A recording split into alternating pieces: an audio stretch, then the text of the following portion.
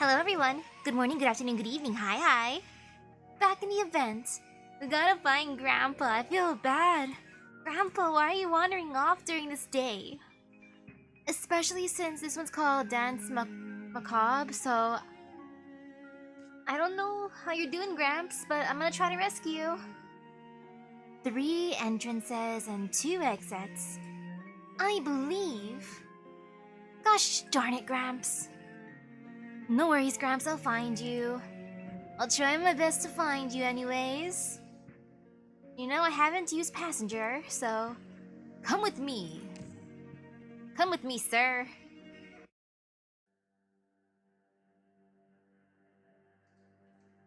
Two men strike forward in the wide, dark sewers. The sound of water is loud and grating, even more sinister than the unbroken silence. Hold on a minute. Make a right here. You sure know this place well. Of course I do. Something every spy should know. The first thing every spy should know. Then I'm sure you've already been working in the Afterglow for years. Trying to get on my good side. Just curious. You're not privy to that information. Disappointing. Why'd you stop moving? There's something over there.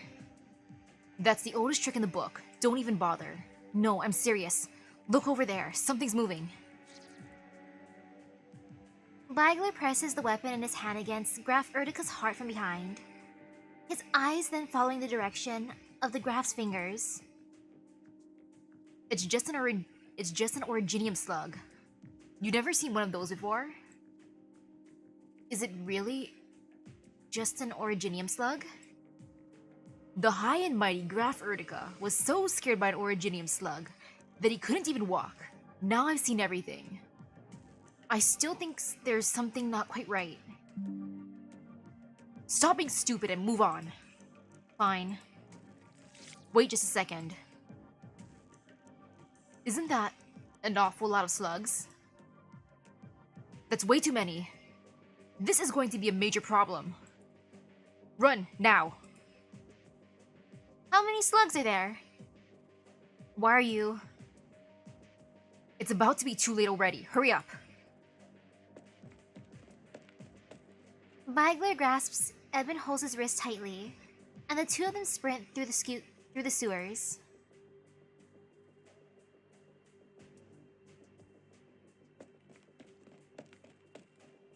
Huff. Huff. Do you have a map of the sewers inside your head? If you have the time to quip at me, you'd be better off spending it to catch your breath. I'm not trying to be sarcastic. Every branch we take, seriously, looks the same to me. Rest it up. Then keep running. Hurry. How many slugs are in the sewer? Do they live down there? Is that their new home? Gasps. I can't keep going. That's fine. We just happened to find who we're looking for. Good evening, Herr Lockman. Good evening, Shopkeep. Shopkeep? Ugh. You don't know a damn thing, but you still have to stick your nose where it doesn't belong. What a pain you are. Wouldn't you agree, Beigler? Agreed. But you're the one who's in real trouble. You've provoked all the originium slugs in this area, and they're swarming towards the surface. As we both know, the originium slugs in the sewers emit a noxious gas, and what you're doing is tantamount to a chemical attack on the infected of the Afterglow. A chemical attack? But aren't we fine right now? The gas has a much stronger effect on the infected than it has on you, Graf Erdika. Then Churney and Hibiscus. And Cray too? Good. You already understand the situation. Lockman, coil these originium slugs and return them to their original state immediately, or I will exercise my right to put you down on the spot. It's no longer possible. A lone man can start a fire easily enough. But even if you point a knife at his neck, he won't be able to put it out alone. Anu, hello, hello. What do you people get out of this? What do we get? How do you not even know that much? Not interested in hearing your riddles. Pestilence from the shadow, wanton spouts, spews ruin in prelude. Do you really need me to explain it word by word? Let me rephrase. What do you get out of making the prophecy come true? You don't need to worry about that.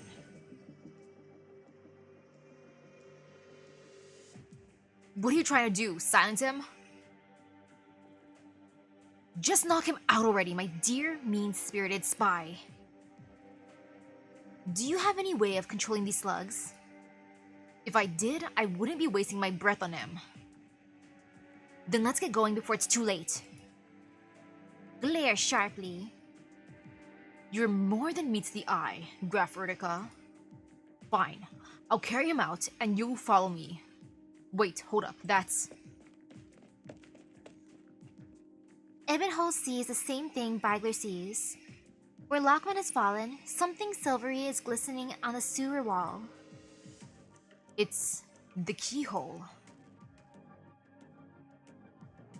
There might be some kind of device inside controlling the originium slugs. I'll blow the door open. Ooh, hello, hello. Let me see if I can pick the lock first. It'd be bad news if you blew up something important.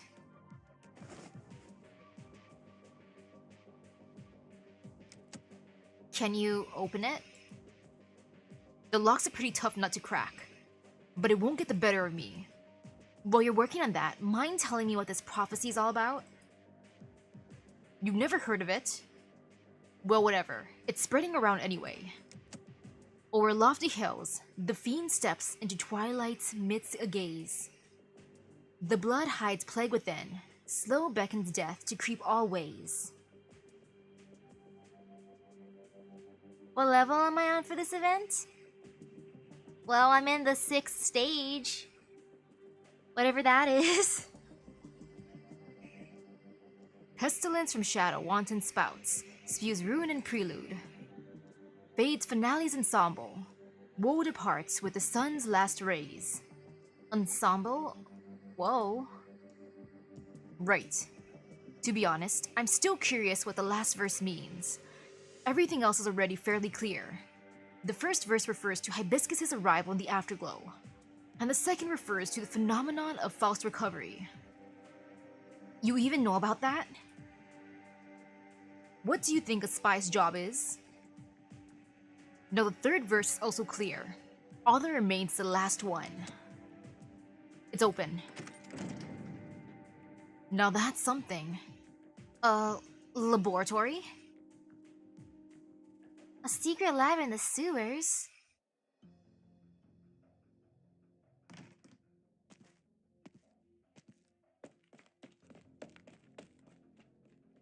Ah, it's you. Thank you for organizing. Returning. The situation outside has gone to hell in a handbasket. Swarms of noxious originium slugs started coming up from the sewers, and a lot of people have already been poisoned. It's total chaos out on the streets now.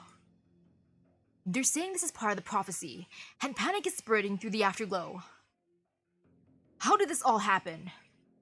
We can't do much about people panicking right now. But how about those who were poisoned? They're not looking too good, especially those whose neuropathy started getting better recently. They're having even more violent reactions. We've already contacted the hospital, but the medical staff on the line didn't seem very motivated when they heard that we're in the afterglow. Not motivated? I'll go negotiate with the hospital then. It's too dangerous outside. You'd better just call. If they didn't care when you made the call, it won't make a difference if I'm the one on the line. This is something I'll have to take care of in person. But tomorrow's the day of the concert, and if you get poisoned... If these inexplicable events result in deaths, do you think people will be in any mood to enjoy the music? Even if the concert continues as planned? I don't want things to reach that point, nor do I want to pretend as if nothing is happening. I'd rather not play a single note than lie to myself. Man, Ebon Holes is really tempting to try to summon for, but I gotta be good and kind of resist. Though I do want him to come home. I mean, Hibiscus is cute, but I think I prefer Ebon Holes personality-wise right now. I'm bonding with him more. Why are there so many slugs? It reeks. What is this stench? I'll help you. Let's get out of here. It looks like the prophecy is coming true. Damn pests. Stay away. Kraus, get up. Help us! Someone, anyone! Is someone playing the cello? All the slugs are going in the direction of the music. Thank you. Kraus, stand up. Here, hold on to my shoulder. Hold on tight. Let's go now.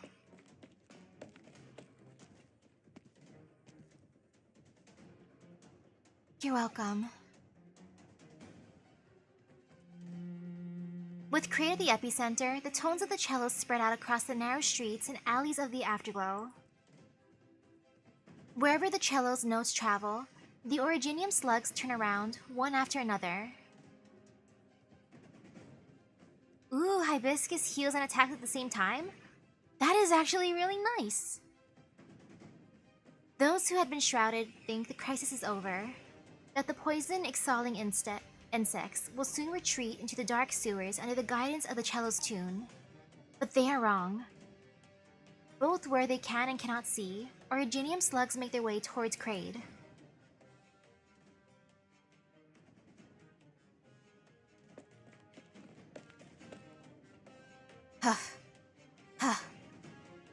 Finally made it. Now what? Do I just blow all these slugs up with arts? Something's not right here. Now what is it, my good spy? The Originium slugs are all congregating in one place. A cello? Crade, what are you doing? Stop that right now. No yelling. It won't do any good and will only mess up your lungs. Help me get through.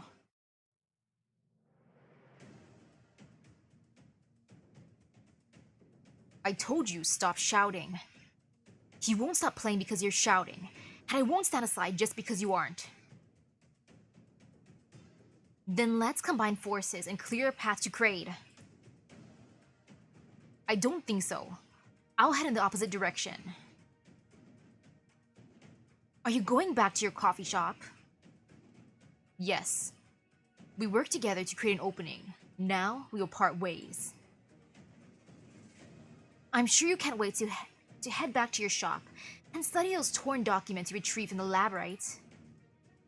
I'm so glad the research notes about the Voice of Terror are so much more interesting than the lives of the infected. Crade's situation is your own damn fault, so you can solve it yourself. Also, if I find out that even a single word in those notes and plans was written by you, just you wait. I'll be waiting, sure enough. That's the end of our chat. We're going on the count of 3.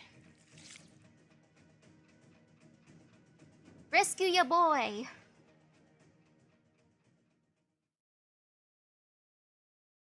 Oh man, I gotta rescue Crade. Crade, no worries. I thought I was gonna find Grandpa during this quest, but no, Crade. Crade, my boy. No fear, no fear. Oh man, I forgot I gotta take care of those thingies. What a pain. As in that thing. Meh.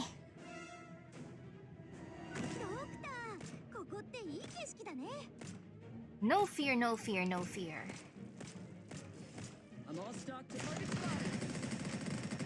No fear, no fear, no fear, no fear.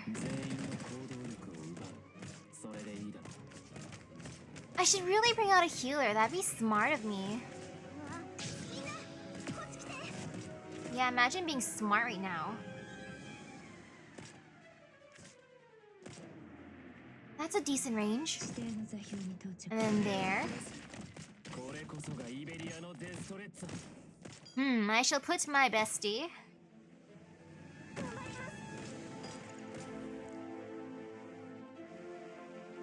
Ooh, good luck getting Chan Alter when her banner comes back.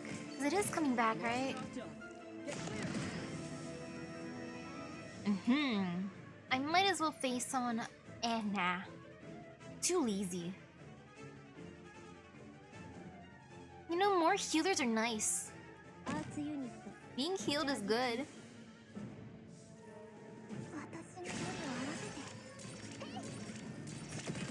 Okay, and then let me bring out my bestie. My other bestie. How should I face her? You know, I'll face her this way, because why not? Or actually, no, I'll put her here. Actually, no, I'll put her here. I think about it. Me. Ooh, hello, hello.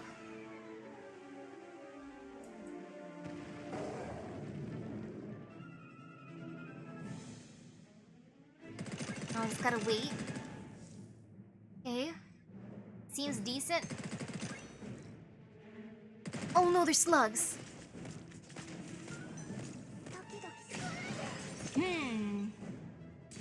Actually, no, this is fine. I'll just keep whoever I have out. They can stay out.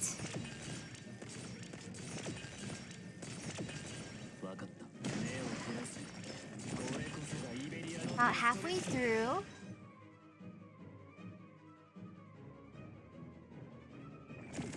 Come on. Come on, enemies. I gotta rescue my boy.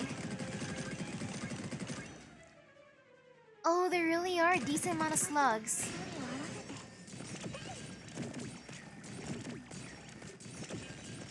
Come on, just that one caster left. There. Raid.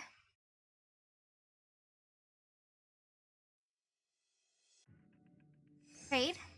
Are you okay? Kraid, I'm coming. Stop playing the cello. Are you trying to get yourself killed? That is something I've considered. I'll draw the slugs over with the sound of my cello, and then burn myself to ashes, along with them. But now that you're here, I probably won't have a chance to do that anymore. Kraid, why? Ever since I was little, I knew there was something wrong with me. The infected who spent a lot of time with me, their sickness kept getting worse and worse. My grandpa and I were chased out of our home for it. We started wandering between villages. I always thought it wasn't all infected people. That as long as they didn't spend too much time around me, they'd be fine. But if my grandpa's condition finally started to deteriorate... and that shattered my first illusion. After that, Hibiscus told us about the phenomenon of false recovery. I've already caused such serious damage in the short amount of time I came to the Afterglow. If me living brings calamity to others, then I would rather die. It's not your fault. How is it not my fault? Do you know about the voice of Terra? Now that you mention it, I think I'm finally starting to remember. About the voice of Terra, those who died in the experiment, the Witch King's remains, and you. I remember it all now.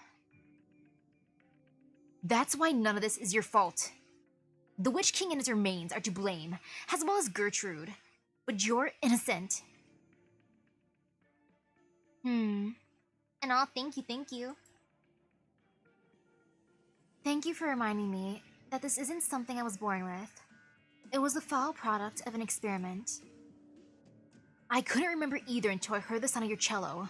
So I should be thanking you. But what? The situation has already spiraled out of control. I can't even mitigate the harm I cause anymore. Besides, if the Graffin's words are true, then my days are numbered. I might as well do something here. No. Why would I get myself tricked by Gertrude? Voices of the mundane can be swapped out. But mine is already corrupted. Even if I were to transfer it to your... We won't know until we try. If you're already prepared to die, then what are you still scared of? I don't want to hurt you. You can worry about that. If something bad actually happens to me. Until then, let's make a wager. Fine.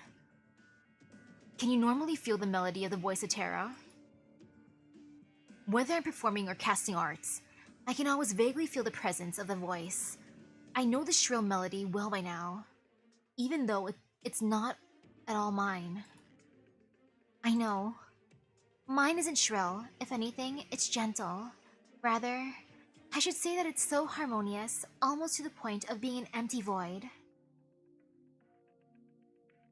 Let's try our best to match the melodies we've experienced, and put them together. Put them together? But we don't have an audience. No. Look at the audience all around us. The Originium slugs? Playing to Originium slugs the melodies that the old bastard left behind is quite fitting if you ask me. Humane even. As soon as the sounds of flute and cello intermingle, both men immediately recognize the problem. There is hardly any consonance between their two melodies. The flute's voice is urgent, manic, and harsh. It speeds up and slows down, as if filled with the urge to drag everything before it into the abyss. The cello's voice is languid, melancholic, and hollow. Its rhythm remains constant, akin to a land ground down to nothingness by catastrophe. But the two brace themselves and persevere, continuing their duet that is not a duet. The slugs surge forward like the tide. Underneath the noxious sky, the two men whose lives have been twisted by their voices of mundane continue their discordant duet, reading the score of a melody that they never knew existed in their mind, playing before an audience of Originium slugs. The more Ebenholz follows this train of thought, the more he feels himself approaching the coda of the voice of Terra's melody. He puts more force behind his breaths, and while the sounds of Kraid's cello grow heavier and hollower, Ebenholz lowers his head to look towards Kraid. Kraid's head has already begun to droop. His hand continues bowing, but the cello sounds becomes dimmer and dimmer, getting closer and closer to nothingness. Suddenly, in this moment, Ebenholz seems to realize something. So he uses his remaining strength to blow one final sforzando. Kraid also seems to be struggling, laboriously sawing at the thickest string on the instrument. Their music spreads like an alarm bell. The slugs that had been frantically rushing towards the pair of musicians suddenly retreat just as quickly, as if they had seen a predator.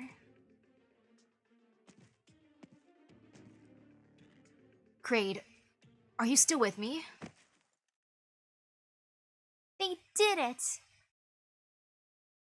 Maybe? Kraid, are you still awake?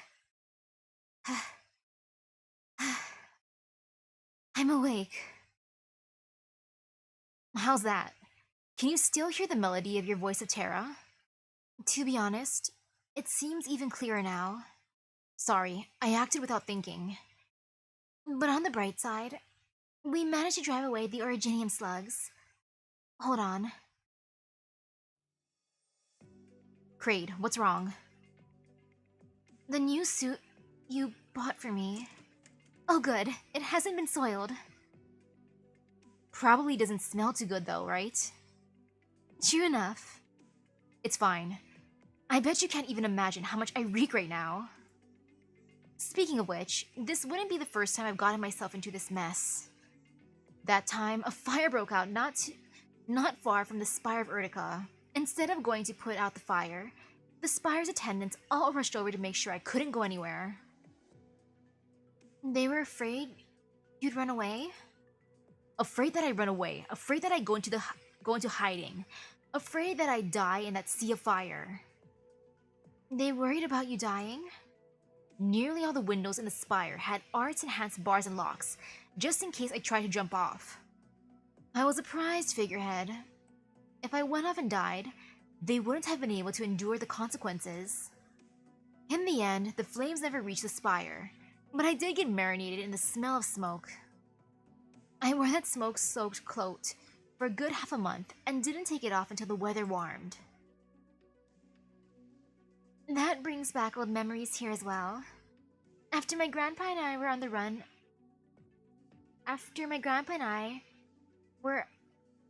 run out of our old home, we started to wander between some of the more affluent villages. Most people were pretty friendly to us, as long as we hid the fact that we were infected. I read in novels that during the harvest season, friendly villagers would prepare bratwurst and beer for the day workers at night, so they could eat and drink to their heart's content. Shakes head. The friendly villagers threw some spare change at us and shooed us out of the village before nightfall, in fear that we'd steal things. The not-so-friendly villagers prepared some rock-hard schwarzbrot and pointed weapons at us, intended to make us fall in line. One time I was helping a villager out with some farm work. It was really hot that day and I was dripping with sweat, so I wanted to loosen my clothes while nobody was around. Right before I was about to take off my shirt, I heard a commotion not far away. Grandpa rushed over and told me to run, saying that one of the workers rolled up his sleeves, thinking nobody was watching, accidentally revealing the originium crystals on his arm.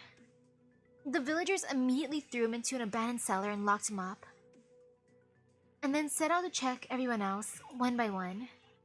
If not for Grandpa, I might have also died in that cellar. Died? They actually killed the infected? They didn't need to, nor did they care.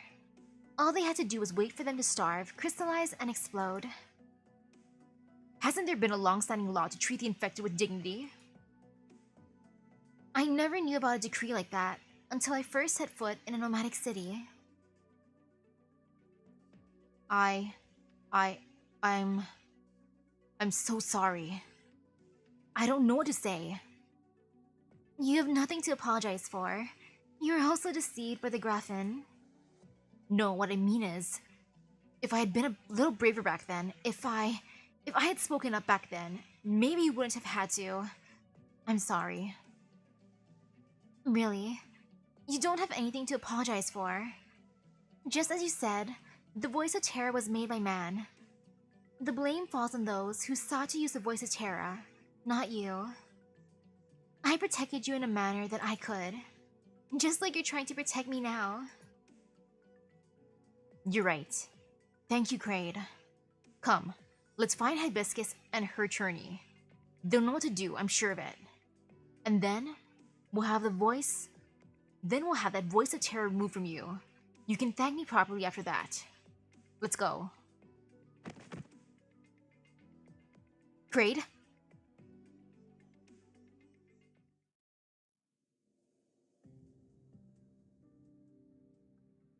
Kraid's condition is more or less stable.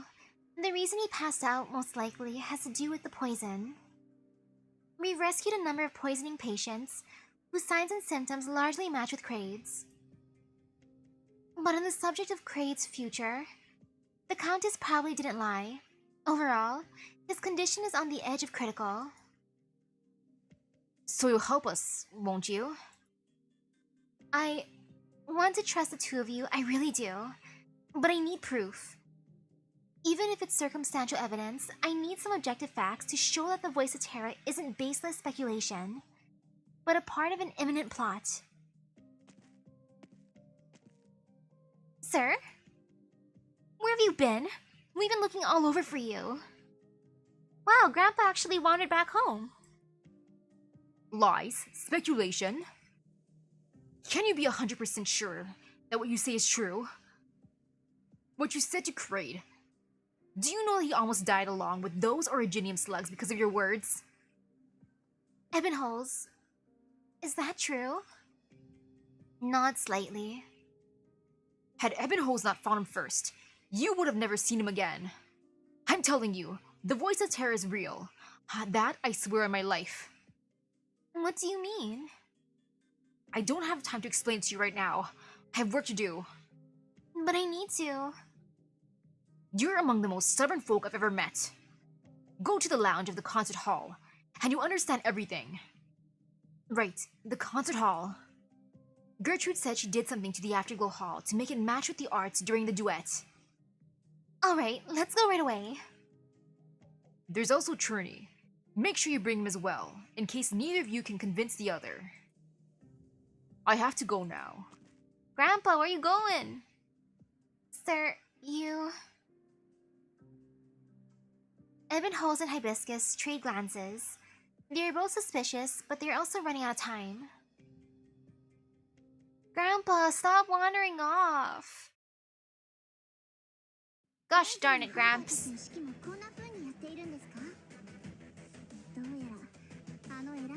Well, I'ma believe in you right now, Grandpa.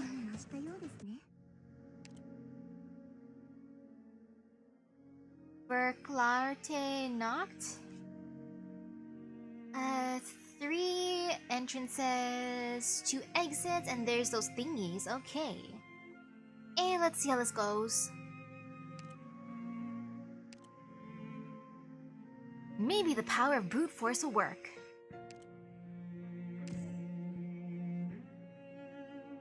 I just have to believe. He's not here. Minehurst stepped out a while ago. He left?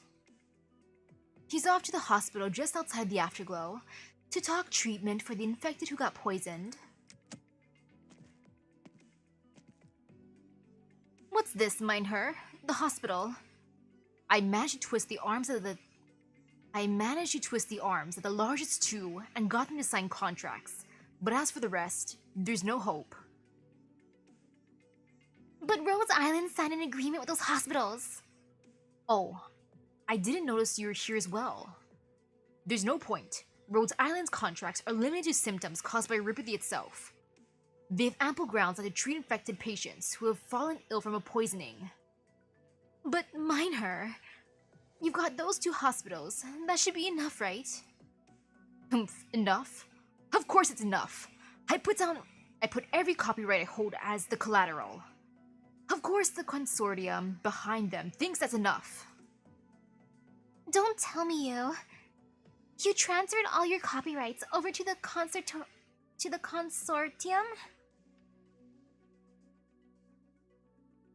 I did. Not just the existing copyrights. I even sold the distribution rights for tomorrow's concert to them. Now I can start from scratch.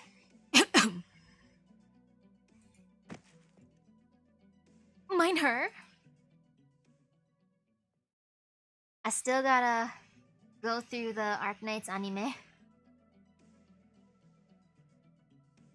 You're awake?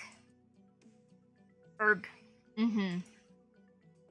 Mr. Churney, you didn't take any precautionary measures when you went out, did you? You're talking about the fumes from those originium slugs? I didn't waste a single second getting those contracts signed. That's all that mattered to me when I left. Promise me you'll never be that reckless ever again. Ever again? Are you saying I still have time left to live? That's why I'm here. Heh. You never want to see a doctor until your body gives out on you. Thank you, Hibiscus. I'm just doing my job. That reminds me. Why haven't you said anything, Ebonholes? Are you thinking of throwing in the towel now that the Afterglow is too dangerous? I'll tell you straight. Now that we come this far, the concert must go on. Don't even think about running. Don't even think about running, huh? Do you think he'd accept it now? Give it a moment. Seems like you're not here to tell me you're quitting the concert. No, I'm not here to tell you I'm quitting the concert. Evan Holes, you repeat what others say when you get nervous. I've noticed it from the very beginning. If you have something to say, just spit it out. You think there's anything I wouldn't be able to accept in the state I'm in now?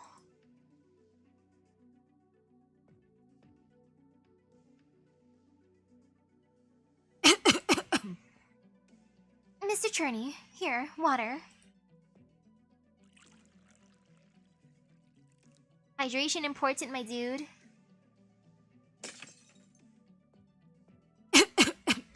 Damn that Gertrude. And you! How could you possibly go along with a plan like that? Curse me for thinking you had some creative talent. And this is what you use it for? Some evil plot? It wasn't my intention. How could it not be? Haven't you answered to that crazy woman from the very beginning? Cherney, I still remember what you said. Even deeply rooted hatred can still be pure music, as long as it is expressed with the right technique. I did say that, but what comes next? What are you trying to express? To be honest, I'm already starting to find my old way of thinking quite laughable. But what I wish to pursue is nothing more than freedom. Oh, my door's being knocked on. Well, I guess my dad made guac. Okay, father. Thanks for knocking on my door to tell me that you made some guac. Yeah, thanks, Dad. What a random thing to knock on my door for. Oh well. But what I wish to pursue is nothing more than freedom. Freedom. A longing for freedom, is it? That's right. You've got a long way to go before you can express that using music. This has been a deeply rooted experience for me. Otherwise, I would not have come to you. Humph. Come now. Where are we going? Where else? The concert hall. Gertrude managed to keep me out of the lounge with her little tricks last time, but we're going to get to the bottom of this. But your health. Instead of sitting here and popping blood vessels over him and that woman, I might as well go see what they're up to.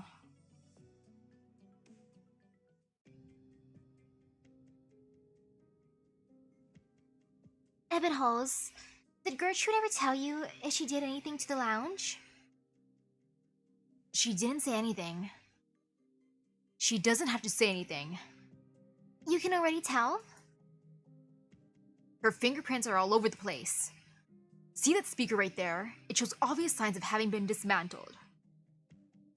The same goes for the record player over there. She didn't even bother to tighten the screws. Tisk. Even the screwdriver's been left out in the open. Just the kind of handiwork I'd expect from a noble. Hilarious. Hibiscus, bring that record player over. Let's see what else has been tampered with besides the tone arm.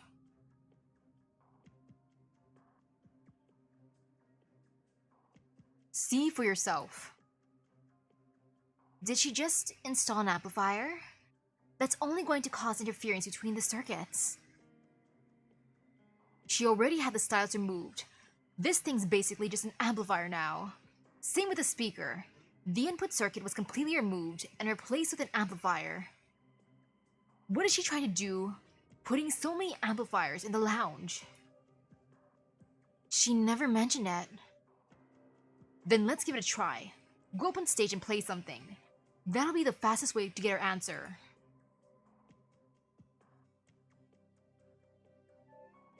She wants to blast them with music? Doesn't seem like anything unusual is happening.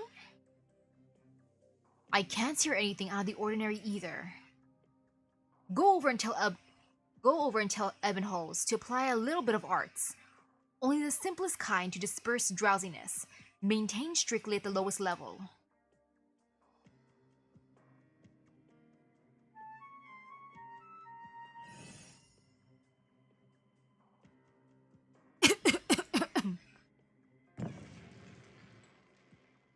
Journey. Don't worry about me. I just got some palpitations, that's all. Ebonholes, stand over here and try using the same arts as before. Remember to mind the volume.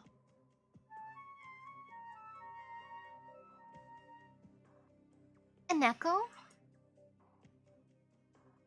It's a sound coming from outside. But isn't the sound of Ebonhose's... Yeah, but isn't it the sound of Ebonhose's flute? Churney opens his mouth, but no voice comes out. The answer already seems clear to him. However, the expression Hibiscus sees on his face is not one of excitement or anger, but of terror. Pure terror. Gertrude converted this lounge, no, the entire Afterglow Hall, into a massive amplifier, an arts amplification device. The amplifier stays off as long as it doesn't detect any musical arts. But as soon as someone casts musical arts, the amplification device activates and exponentially amplifies the art as the music spreads throughout the Afterglow Hall. The leakages and resonance of the voice of Terra are no exception. Stares vacantly. In other words, Originium activation will spike in all the areas that are affected, meaning that everyone in Weissenheim, virtually without exception, will be infected. And those who already have neuropathy are even less likely to be spared. After they die, their bodies will rapidly disintegrate, releasing a large amount of active originium microparticles. The surrounding area will be permanently poisoned, and Weissenheim will be completely cut off from the outside world.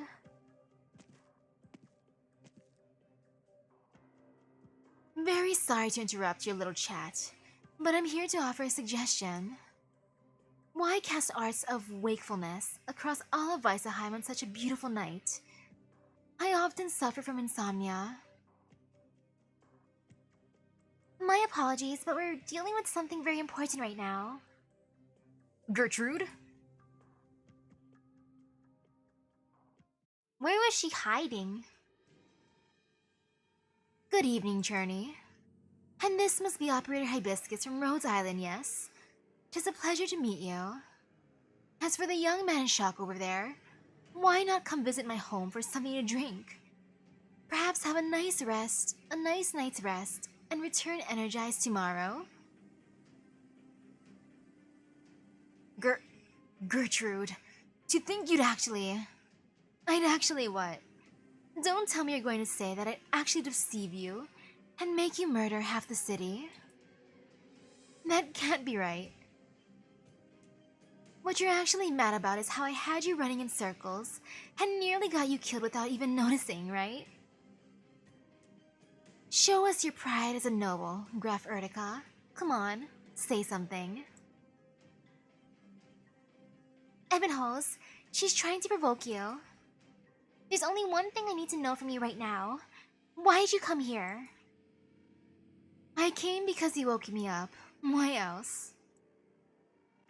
I'll take that as you heard the musical arts rippling outwards and realized your plans had been discovered. That's correct. Ah, what a pity. With just one more day, I would have enjoyed a complete success. Don't you think you should be thinking about how to escape?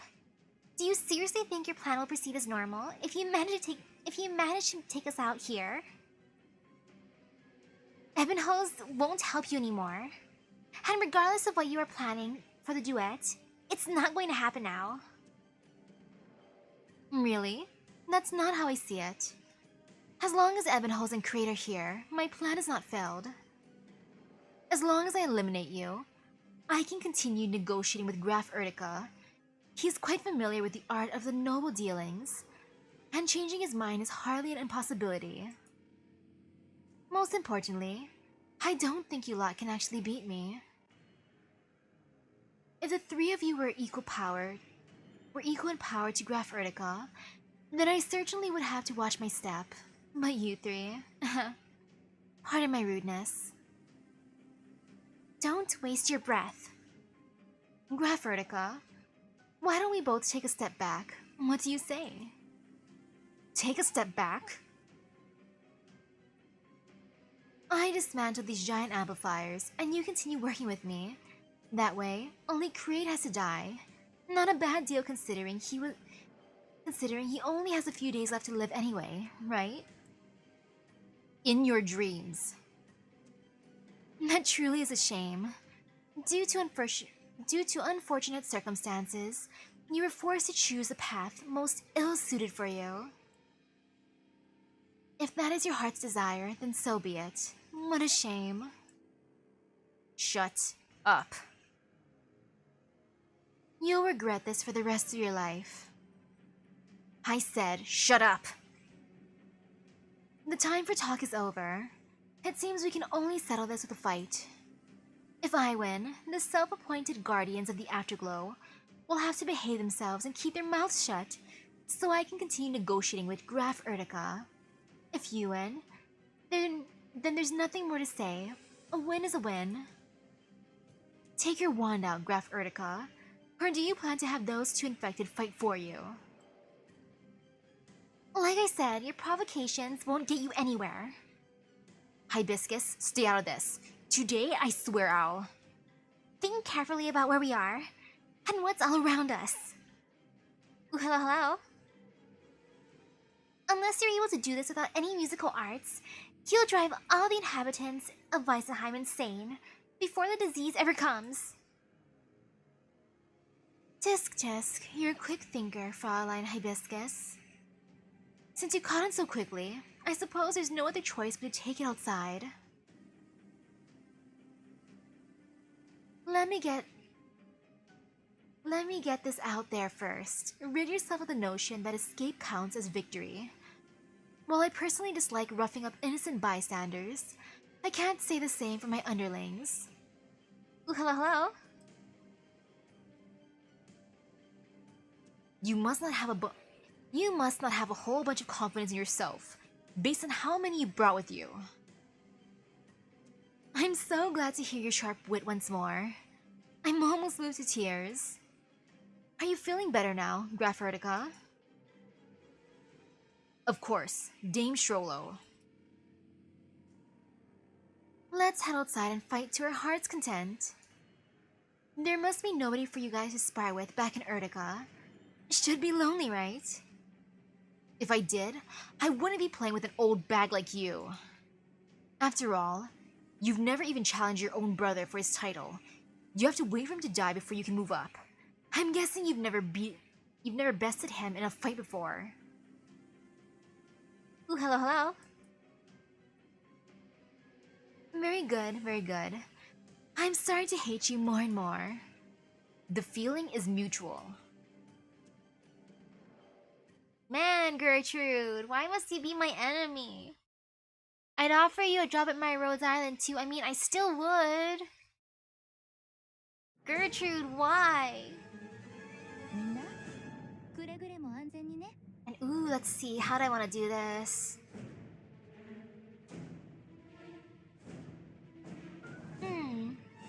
You know, like, this isn't too bad.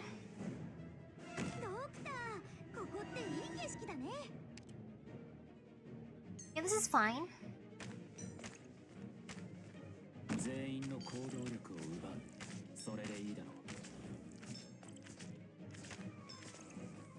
Okay, and then I gotta bring up my boy.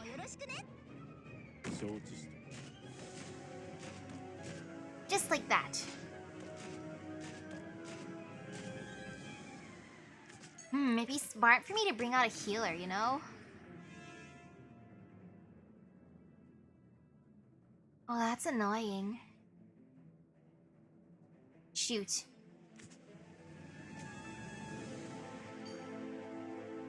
Let me see what this... Nah. Actually, no, I can have this way.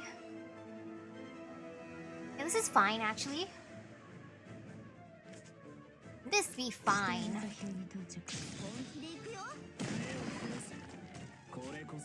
I'll put her here.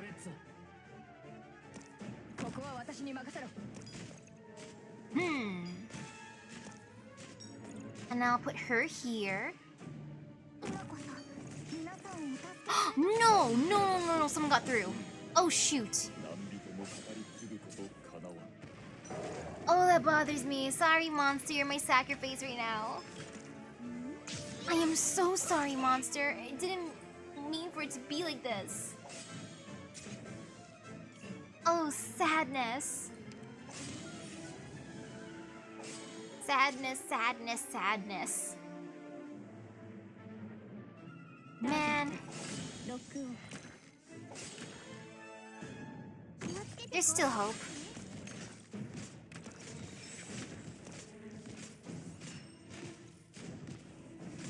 I like how she's just walking around slowly. Ma'am, just get here. Get closer, please. Just a little bit more. Oh, she made a hologram? Do I have to kill that?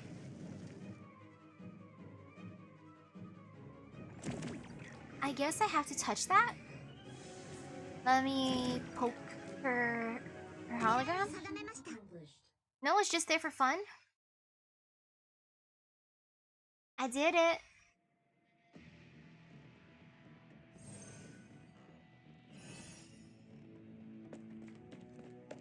Down.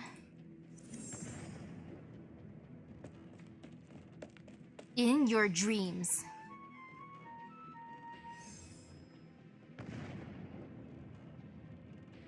Fancy that, you can still struggle.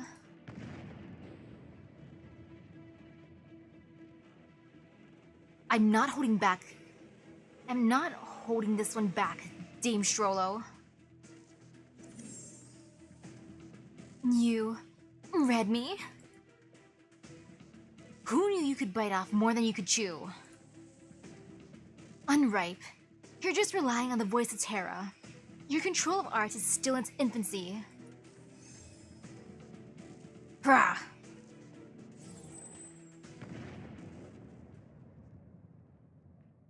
Come on, beat up Gertrude!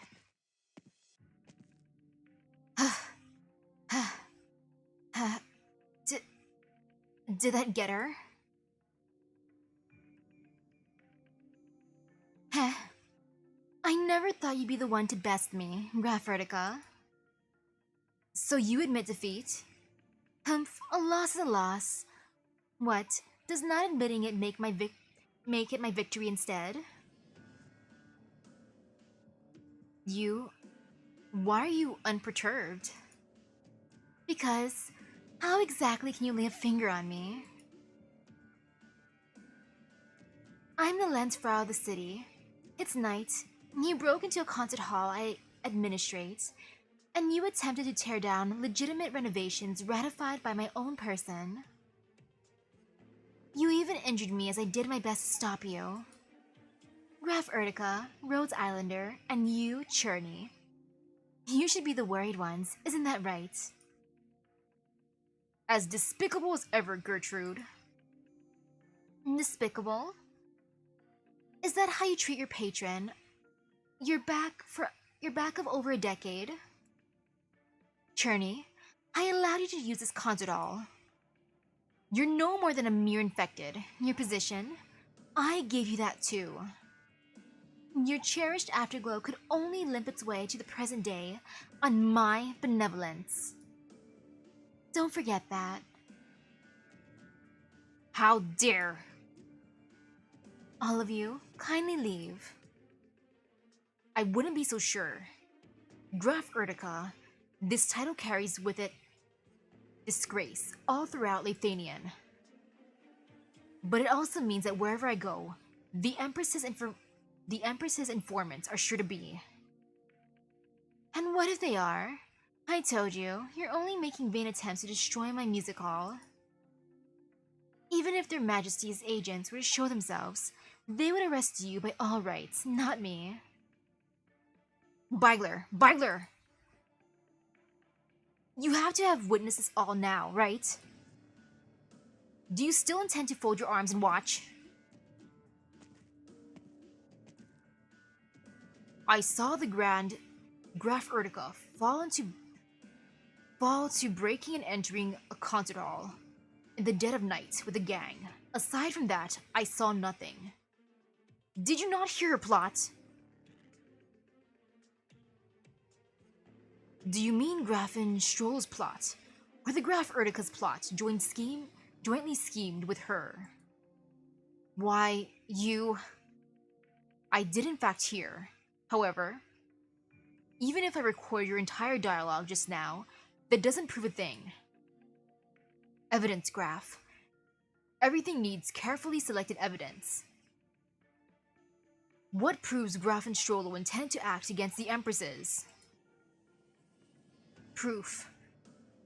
You come to me at this moment and raise the matter of proof. Right. The voice of Terra. We discovered there was research into the voice of Terra in the sewers. What? Heh.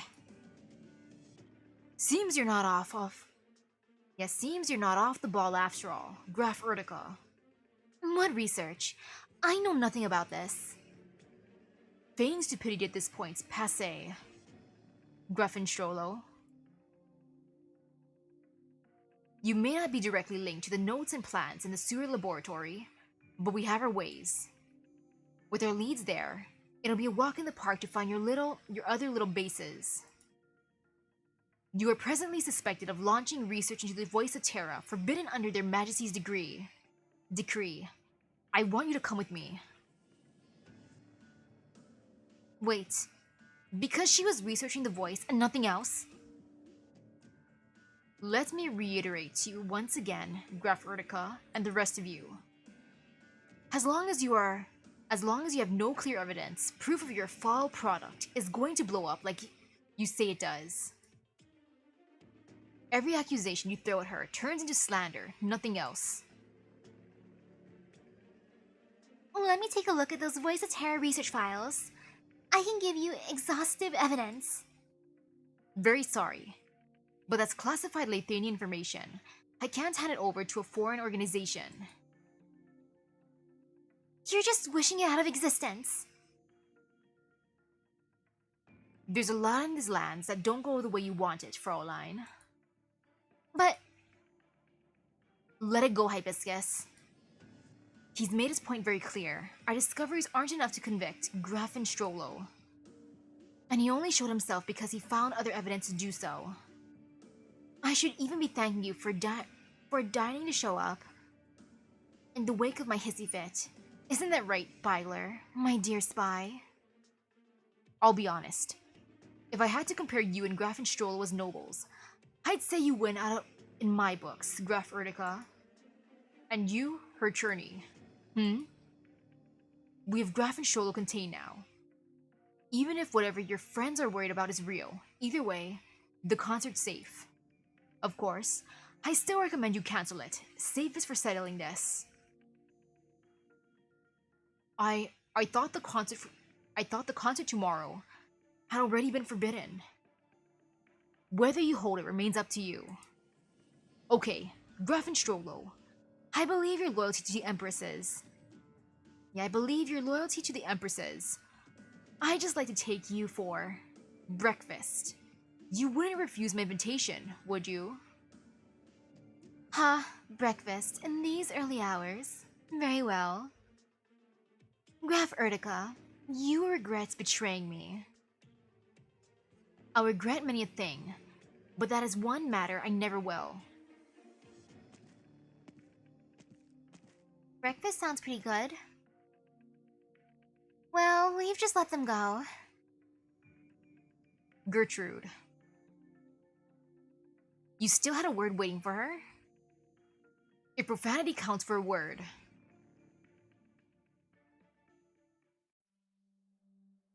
Gosh darn it, Gertrude. Kraid still hasn't woken. Leave him with me. I'll set off straight away and bring him to the Rhodes Island landship. You're taking him away? I am. He'll only get proper treatment at Rhodes Island. I won't allow it. Why? Even if you can pacify his condition, what will you do about the voice of Terra?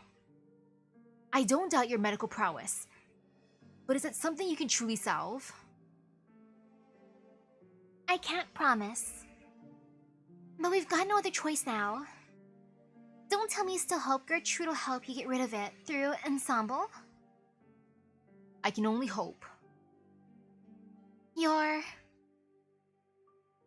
How long will it take from Weissenheim to your landship, I ask you? You won't say. Because you know Kraid isn't likely to make it there. But even if what Gertrude says is true, are you really going to sacrifice yourself to do this? As long as I can do it, why shouldn't I? Hibiscus stares, blank for a spell. The look in his eyes now, compared to when she first met this young man, the difference is like black and white. He's serious, she thinks. Fine. Even if I help you to the best of my ability, we know too little about the voice of Terra. And what we do know was all told to us by the Countess. We're sifting through fact and fiction. Looks like I made it. Sir, you... If you need more info about the voice of Terra, I have this project plan right here. Sir, did you... You pulled the same thing as Beigler. I did. You probably imagined, but Kraid's a Finn who slipped through the program's net back in the day. How could the Empresses let such a wildcard wander freely, you know? But you've been roaming together for more than a decade. And that's why no one ever suspected it.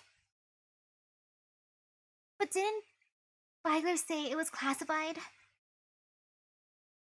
Which is why I filched it from where you kept it. If I can save Kraid, then the hell does it matter if anyone's shown this damned plan. And it's long overdue, damning if you ask me.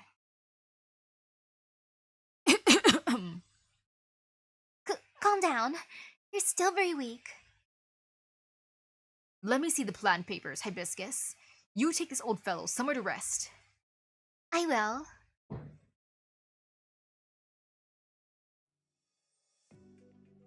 Sir, does he know? I never told him, but he's very smart. I'm sure he has a vague guess. This is too cruel to him. Cruel. Heh.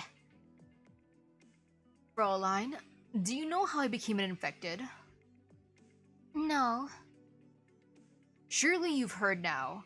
Heard how in the age before the Empress's rule, Lithanian had explored classical Originium arts to heights hardly surpassable. Yes. So do you know the price Lithanian paid to reach those heights? Countless human sacrifices, among which were huge numbers of infected. Yes, infected.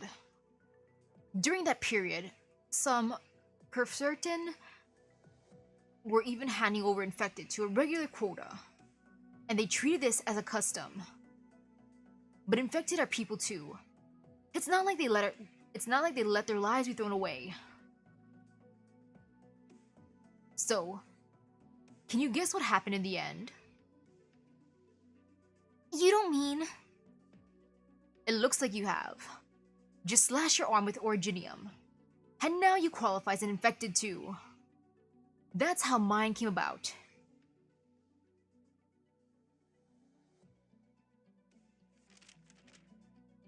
Melody. It's melody. The voices of the mundane are the melodies the Witch King left behind. I can't believe this. No. This is the only way it makes sense. He wasn't just Lithanian's mightiest caster, the Witch King was also Lithanian's most feared musician. His mastery of music was at the epitome. Some even said his insight into music was the same grade as his Originium arts research. But rhythm, tonality, texture, he threw those raw elements that make up the beauty of music to the hounds. Every piece of his left in this world is filled with murder and devastation.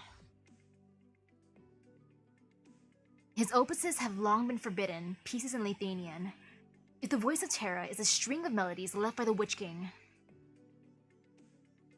then the voice of Terra is without a doubt a remnant opus of his, and you are its very extents.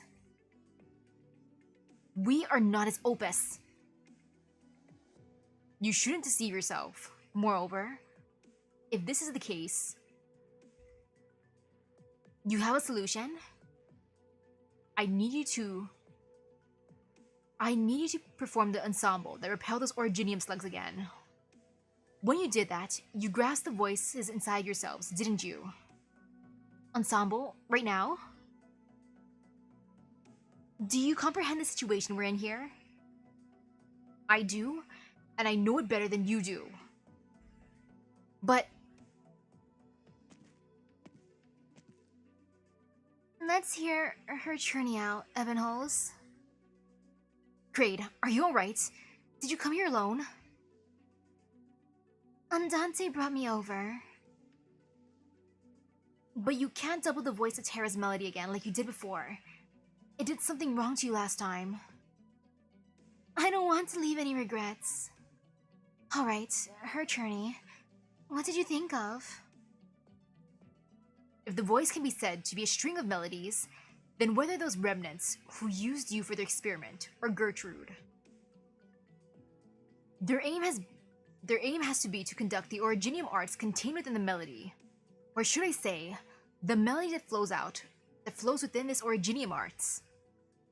Which is to say, their exploration of the voice is entirely to unearth the supposed secrets within. In plain words, they're trying to make the voice more clear, more beautiful. Thus, there's one thing I can very definitively tell you. There is no method that can transfer the voice anywhere into these plans. Yeah, anywhere in these plans. I'm not surprised anymore. But that's not because doing so would be too difficult. Precisely it's the opposite. It's because in their eyes, it would be a waste of what they have. Because every melody the Witch King left behind is different. Each comes from its own period, and contains its own completely separate emotions and ideas. What sense can there be in putting two entirely different songs together? Just as when you perform together, the further you pursue it, the more disastrous the effects become. Even the originium slugs fled because they felt your performance to be far too ear-bleeding. I presume they've also done similar transfer experiments before, and realized how bad the results were then. They did. However, even if two pieces are diametrically opposed, a sufficient lead-in can still be enough to accomplish the transition. Therefore, I want you to perform my Morgan und Abend, upon which I want you to dig your own selves out from within the piece, just as you did that evening. I have to feel the melody of the voice of terror left within you, and then I will write you a new song. Wait, no matter what, you need something to hold the voice so you can transfer it. And the experiment results said all attempts to implant two voices in one person failed. I'll be the vessel, is that what you mean? Don't trust that little determination you have to be enough for self-sacrifice, boy. I will try with all my might, through performance to drag the voices from the both of you. If I cannot, I will personally serve as its receptacle, if I am able to. Why would you go so far for us? If I remember correctly, my Morgan und Abend was your turning point in learning flute. And so what? So it's likely you've heard of how I came to write it. That Gertrude woman had to turn it into a blasted selling point for me though. Though I never wanted for anyone else to know. You lost your dearest, closest friend, and you wrote that piece in your grief. Grief. That description was far off the mark. You should be using the term indignation. That was the first time I came to find that life would not unfold how I imagined it. and the first time I knew what music meant to me. My rebellion against a fixed fate.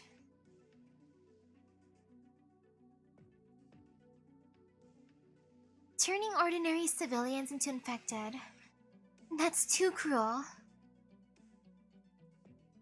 I have no idea how many times I cursed the Witch King in those days, but perhaps someone heard my tirades. However, before they could send me to the laboratories, their majesties had overthrown the Witch King. I was saved. And that's why I swore to dedicate the rest of my life to their majesties' cause. And so you became a spy? Correct. I can't tell you what I did when I was an agent, and you don't need to know. All you need to know is that I was the agent who found the Witch King's remains, that had been researching the voice of Terra. By the time we found them, they had already experimented and created and failed. It's why his body is the way it is now. You didn't plan to save him, right? How'd you know? From what I know, when the twin empresses ascended to the throne, they issued an edict that forbade all Witch King era research, and the Voice of Terra research obviously fell into that category. But if the Voice of Terra is really that amazing, I can't imagine that not a single person has turned his attention to it the 20 years since the Witch King was overthrown. What's more, the Witch King left his mark within. The Witch King weaved his power into a melody. The Witch King himself is the core of these ideas. Deep down, the pursuit of the Voice of Terra might actually be nothing more than worshipping the Witch King itself. The Witch King himself. And given the way that Mr. Beigler does things, I'd say a spy's principles lie with serving the twin empresses.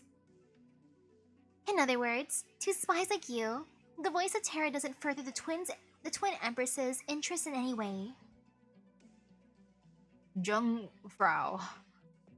Until I saw how reckless you were, I took you for a fool. And now, it seems you just didn't know how to put your wits to use. You're goddamn right. Here. I brought the research plan along. There's no point in hiding any of this anymore. The Voice of Terra is unique. It's undoubtedly the Witch King's lingering echoes in the world, and there is definitely some power hidden within. But the Witch King's fervent followers truly believe that the Witch King left behind his avatar within it. The power the Voice of Terra holds is too unique. It will never see widespread use. At the very least, the current courtcasters see the research of the Voice of Terra as a futile and pointless pursuit. And that's why the handling of Ebenholz and Kraid has become a problem. Was Ebenholz chosen because he was considered safer? Yes, we had to announce the plan's failure, and Ebenholz was naturally the best choice as there was nothing wrong with his body. On the contrary, as there were already problems with Kraid's body, he had no choice. Death awaited him. But he finally got away from the Witch King's remains, and yet he had to die. That's too cruel. Perhaps in your eyes, our methods are inhumane. But once you've witnessed countless tragedies, especially ones caused by those who are not inhumane, you'll come to realize that you can't let your feelings get in the way of everything. You probably think Beigler is a pretty heartless man, don't you? Yeah, I do think so. But what you don't know is he's lived in the Afterglow and spent time with his residents day after day for more than a dozen years. His feelings for this place is no less genuine than anyone else. There's no one who wants to skin Gertrude alive more than him, but he can't. Do you think you're the angriest person to ever talk to him? Mr. Beigler, he... Besides, Kraid's condition endangers those around him, too. He has no way to get too close to anyone, and his past destined him to never live the life of a normal man. He truly didn't have a choice. But you let your feelings get in the way with him. You offered him a choice other than death. Is that really a choice? He had to wander the world with an old man who's half dead. He learned how to play the cello, and yet he rarely had a chance to even touch one. He can't make friends. He can't even get too close with anyone. Can you really call that a proper life? But he lived. Perhaps. Having seen how he trembled back then, I can still feel a sharp pain in my arms, even now. The Witch King. The Witch King. I, Kraid. Those who got infected inadvertently, and those who were forcefully infected. The wounds that the Witch King left on Lithanian have yet to heal. But now there are those who thirst for his return, and there are even nobles who are sheltering his remnants and facilitating their research. Oh, how I dread. I dread I won't live long enough to see the day they all meet justice. You will live. No. No need to comfort me, Jungfrau. I've lived with him for all these years. It's a miracle that I'm still alive today. He's like a real grandson to me. I brought him here because I was actually thinking of introducing him to Beigler and setting him up with a job as an agent. That way, I would at least get to die knowing he's in good hands. But now, it doesn't really do me so much anymore. I always thought it was my fate to give my life to their majesties as an agent, but it seems that's not really all there is. Heh. Sir. Crash. A tremendous noise comes from inside. Go. Let this old grandpa sit here a little longer. Go help them. If you don't feel well, be sure to call my name.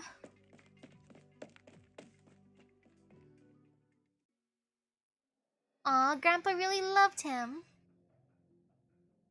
The voice of Terra did not have a name at first. The melody was abandoned by the Witch King after all. It was a melody improvised by him on the spur of the moment and transcribed by his court musicians. If the Witch King's complete pieces are howls from a deep abyss, then these fragments are indeed still melodies of the mortal realm. And thus, these fragments were named the Voice of Terra.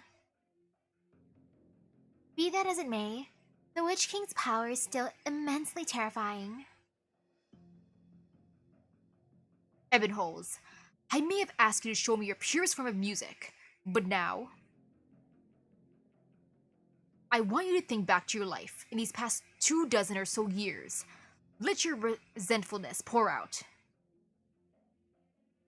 Music is the portraiture of your life. It's the steps you take, the eyes you peer into the world with. Don't let your emotions cloud you, but don't betray your emotions either. Explore, vent, and drag your melody out from the deepest parts of your soul. I found it. Right, that's it. That's exactly what I want. That's the melody that was carved into your brain. It's a melody of destruction, and it's a ravaging one. And you, Kraid, I need the opposite from you. I need you to constrain yourself. You are too unreserved. You encompass everything that you've experienced. Do you know that your kindness is your greatest weakness? Are you reconciling? Why are you reconciling? Why should you reconcile? Who has the right to ask you to reconcile? Everyone thinks you deserve better. The idea has crossed your mind too, hasn't it?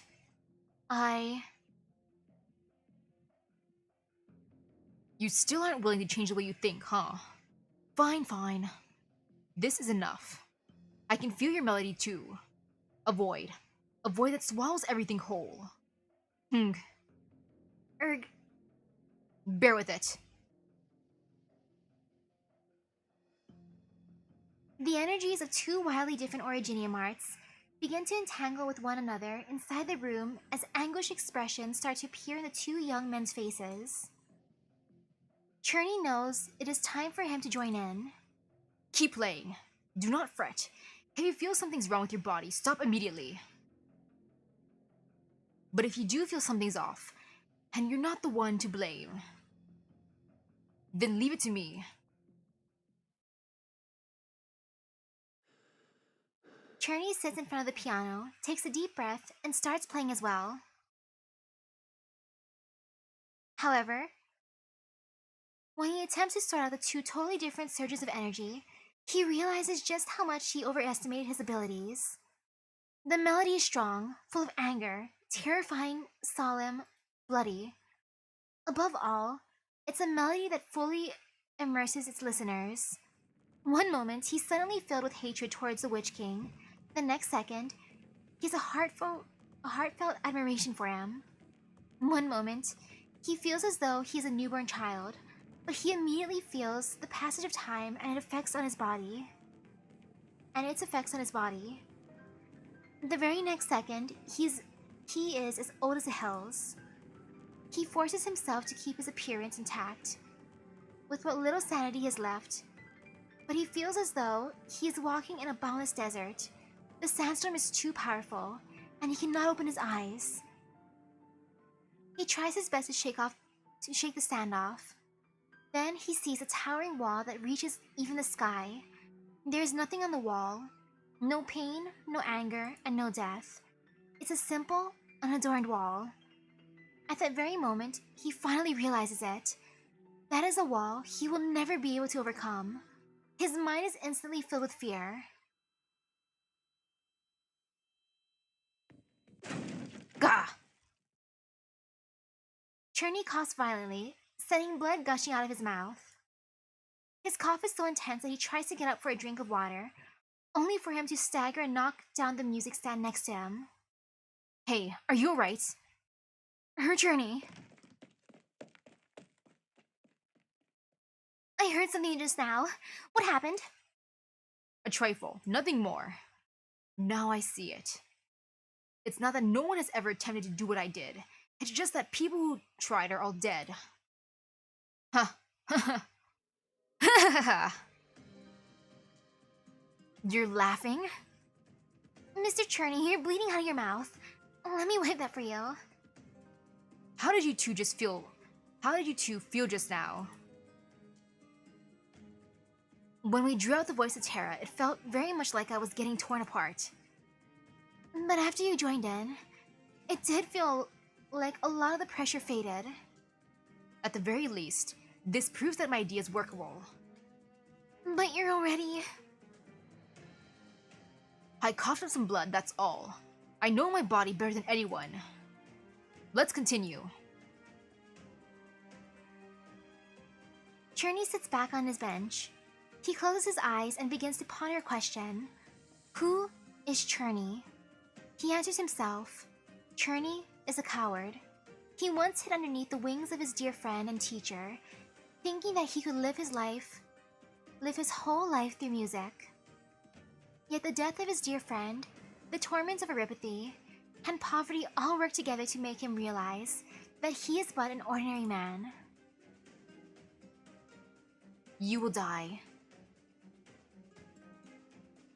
I've lived this long because Gertrude still thinks I have value, and so she paid for my medication and kept me alive for a few years longer than most other infected. But if I can't finish this piece today, I might as well be dead.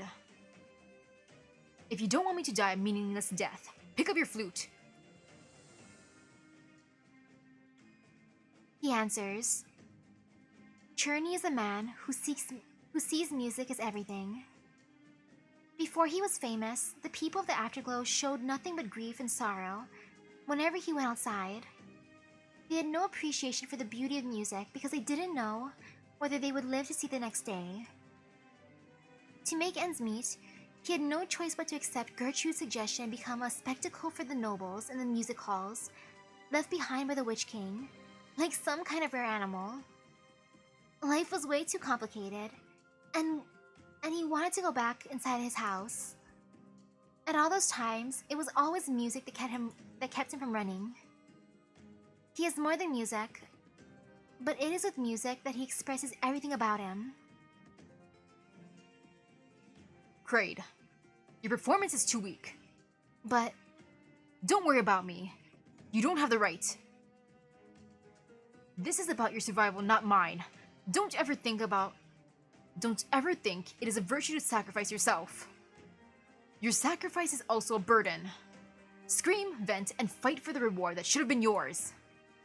I understand. Finally, he answers. Churney is a man who resists fate. Is music how he resists his fate then? No. Music is his struggle, his howl, and his song.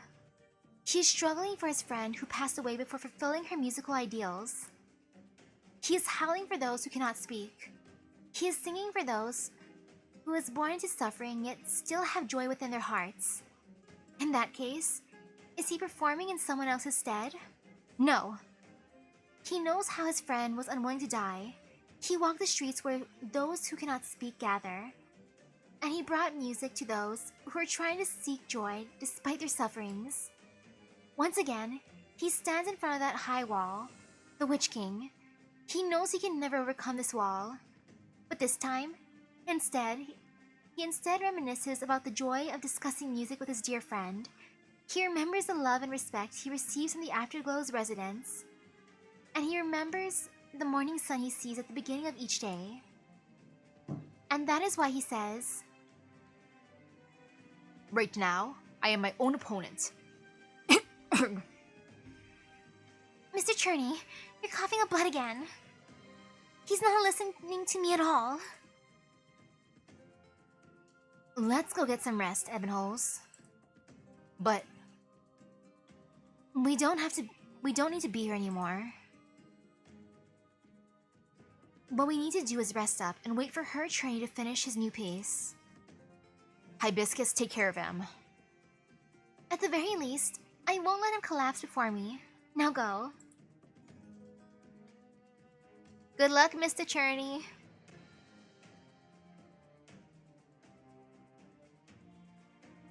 Churney's enemy is not the Witch King. Even though the Witch King's offenses were heinously profuse, even though he disdains that monarch, he is still forced to concede that music itself stands unrelated to good or evil. His opponent is himself at this very moment.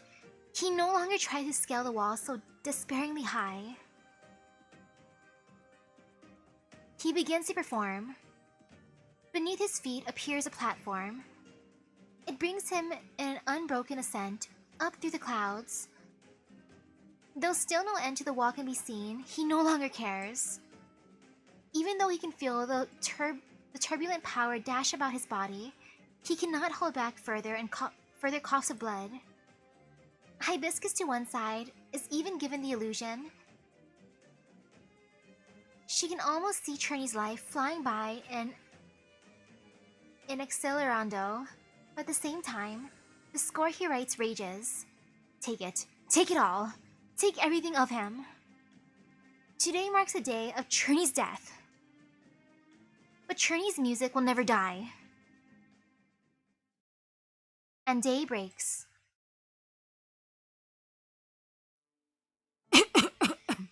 It's complete. That's such a relief. You're...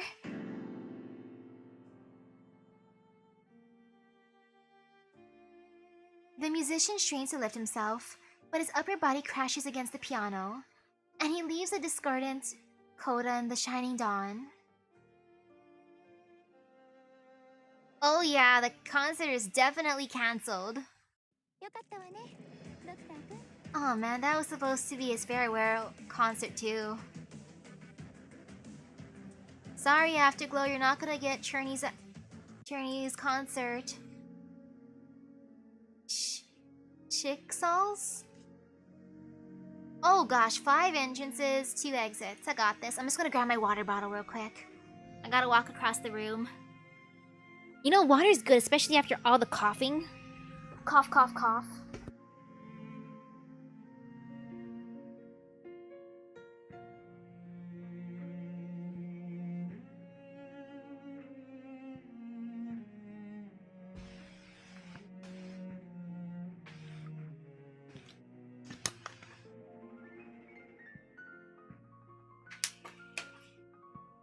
That was tasty. I needed that water. Now let's see. I shall bring passenger.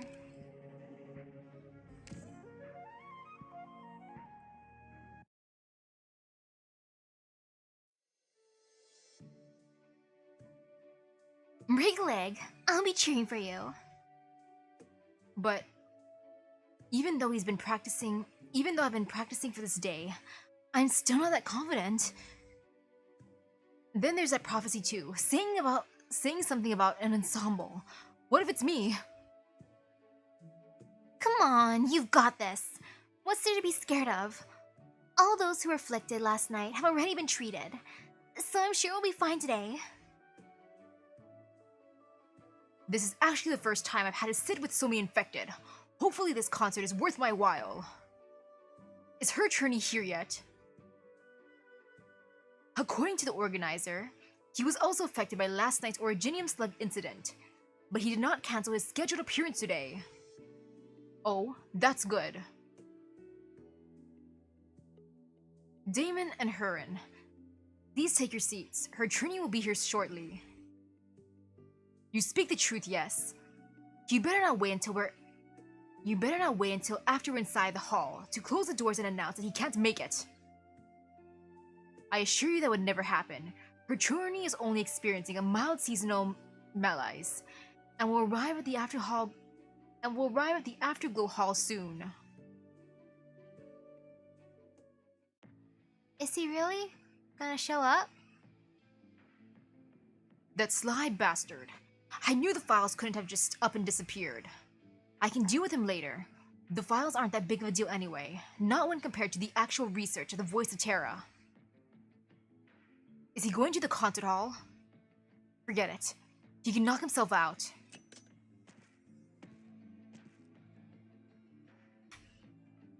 By the looks of things, espionage is difficult work. Humph. You should probably be worrying about yourself. Rather than about me, Grafenstrollo. Harboring the Witch King's remains in your own demesne, and propping up research of the Voice of Terror are serious crimes. By the way, my good spy, how did my father and brother die, according to your records? Let's stay on topic. They're closely related to this topic. 15 years ago, your father provided cover for research of the Voice of Terra.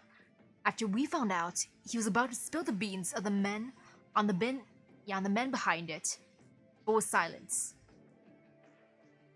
Had you known, it would be reasonable to assume you'd act on the knowledge. You think I'm trying to cover this up?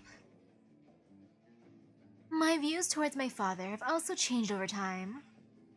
As a child, I felt like my father was the most terrifying person in the world. His will was absolute, and nobody could change his mind.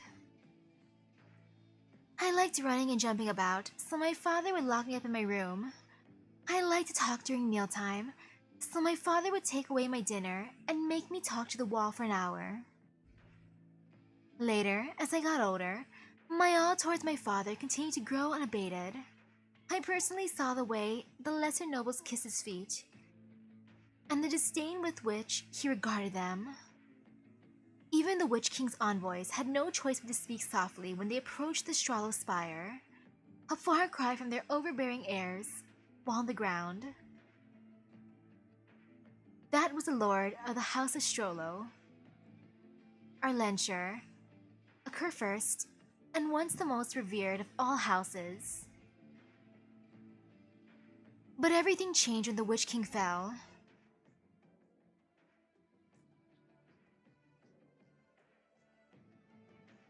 Let me be up with you. Let me be upfront with you.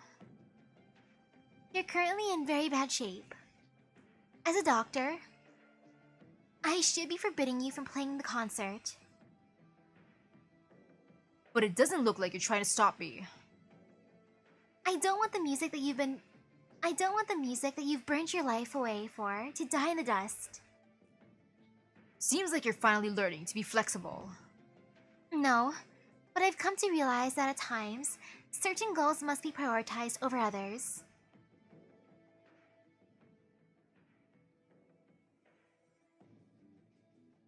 I guess the concert's continuing?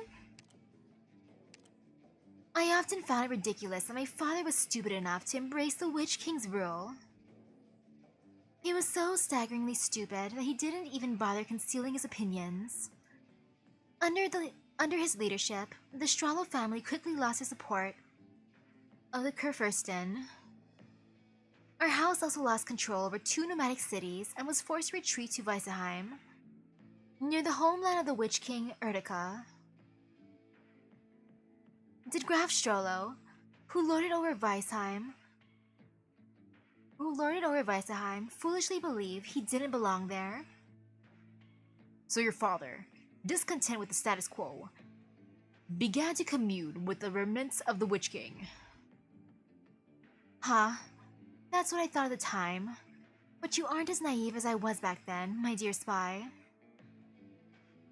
Your agent should know far better than I. Old Strollo was messing around with the Witch King's remains since the very beginning, wasn't he? Alright, you still haven't answered my question. By your accounts, how did my brother die? Food poisoning. That was the official report and our conclusion. Food poisoning? Huh. Yeah, more like his food was poisoned. Probably. Alright then. Tell me this. Just how much do you know about my father? In exchange, I can tell you how my brother really died. We don't actually use the term Witch King's remains because it's too vague. Some of the bastards who invoke the Witch King do so because they worship his power, while others covet the political capital he gained during his reign. Your father was undoubtedly the latter. And behind the second group is an extensive sprawling net. Your father was just one small branch of it. And I hope you don't forget, Grafen Strollo, that this is an interrogation, not a negotiation. The only reason why I'm answering any of your questions is because we are unable to determine your brother's cause of death. Hmm?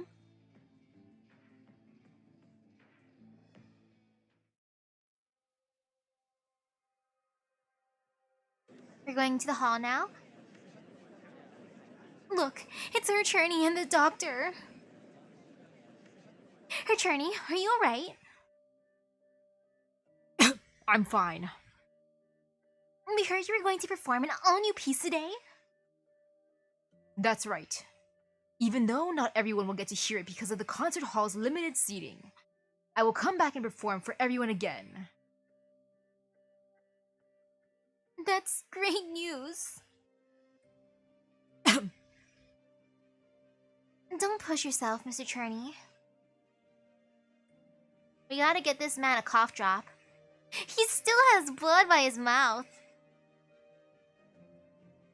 The road from Cherney's house to Afterglow Hall is not long, but the man's steps are extremely sluggish. Hibiscus isn't sure if he can even play the piano in this state. Erypathy is a real disease.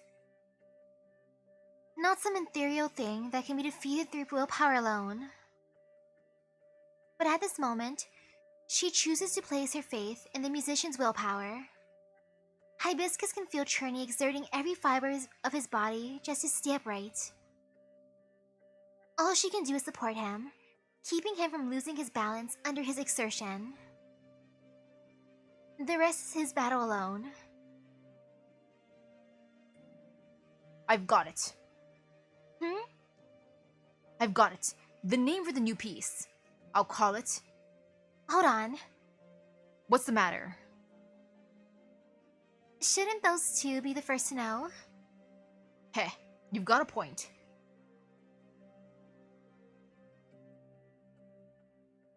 I feel like they should wipe off the blood before the concert starts.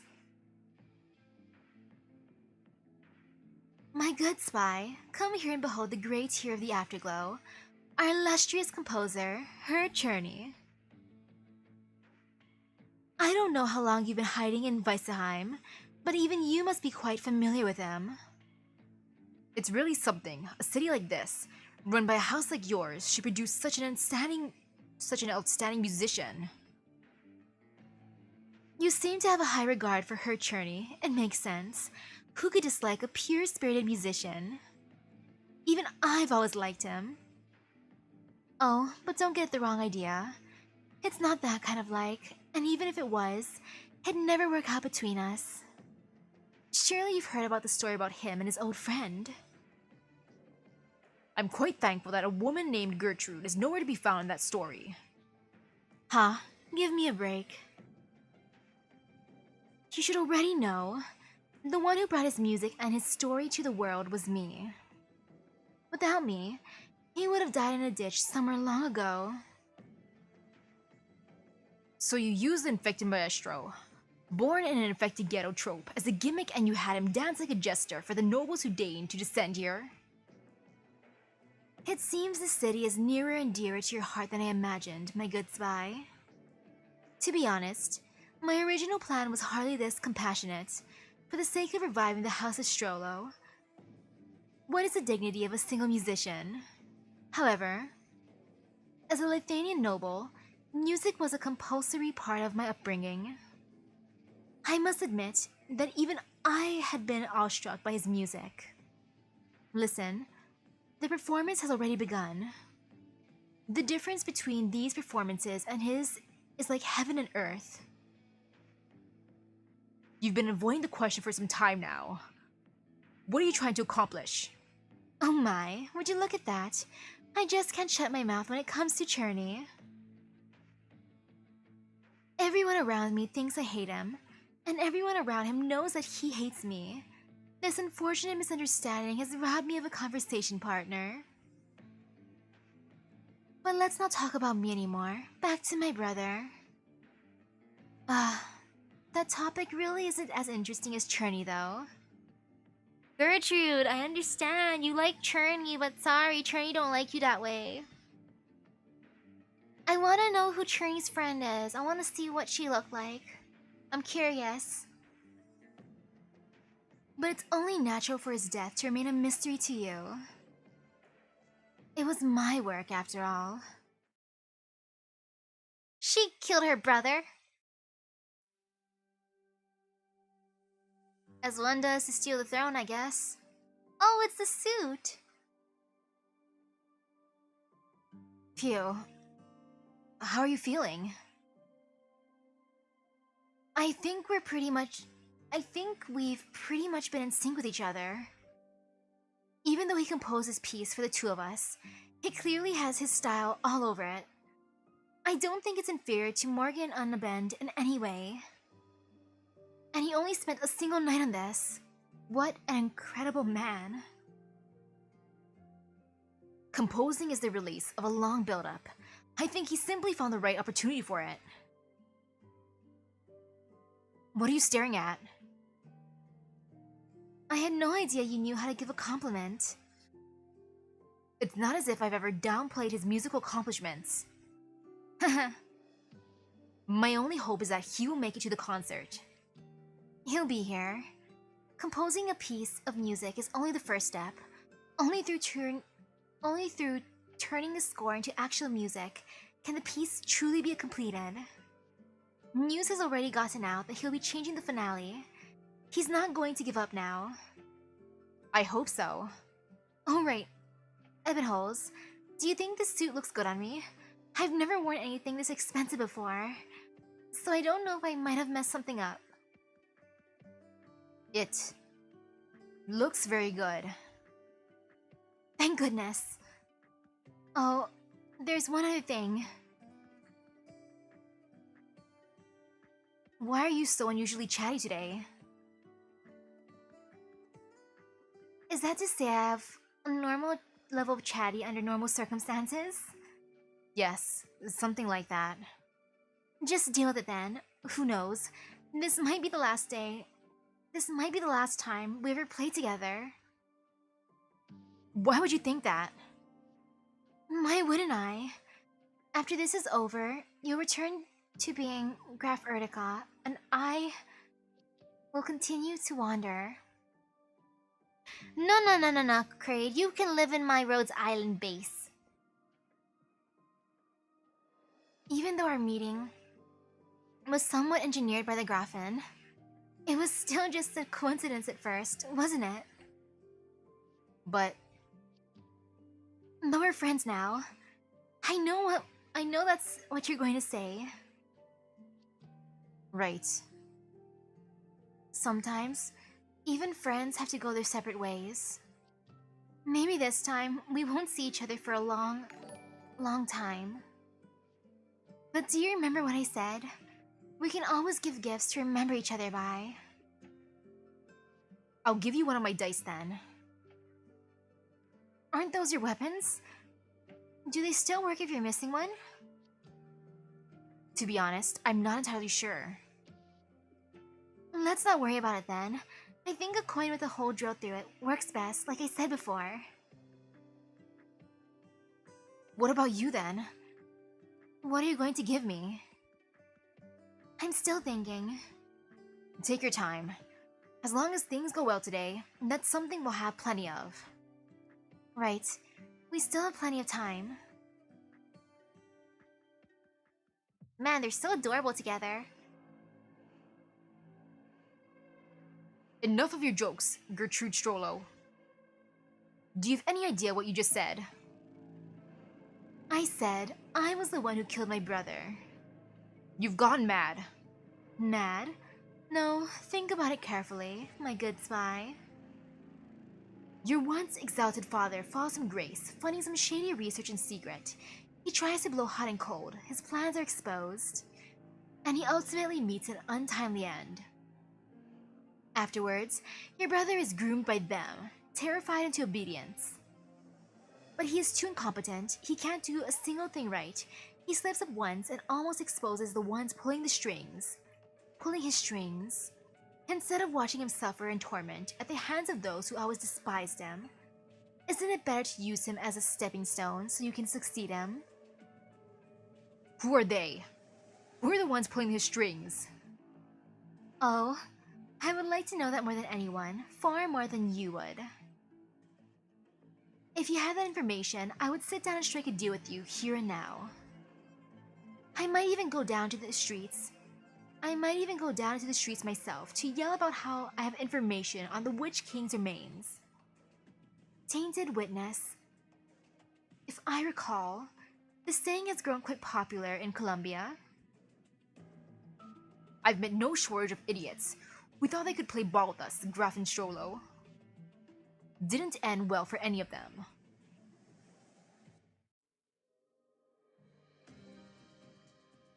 Her Churney, are you alright? I want to say yes, but that would be a lie. If you really can't handle it, then... Ebonholes, don't forget whose decision this whole thing was. If that's what you want, then I will give it my all. The two of us have already mastered the piece you wrote. If you, the composer, can't perform on par due to health problems, then that's entirely on you. Well spoken. This melody is already etched into my head, and all you two have to do is follow me. No, what you talking about? There are happy endings. Like how Susie Golden Glow ended up in My Rose Island and I'm taking good care of her. That's a happy ending, technically. I'm willing to adopt Ebonholes and Kraid.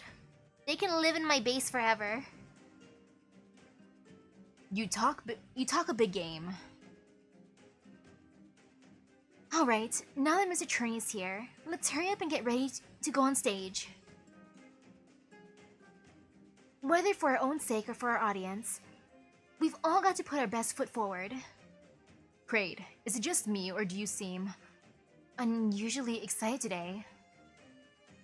Do I? That might be because, for the first time, I'm experiencing what it means to be alive. I don't get you at all. Her Churney, you're up. Oh, right. There's one other thing, Her Churney. What is this piece called? You still haven't given it a name. I came up with it on the way here. I will name it Licht und Schatten.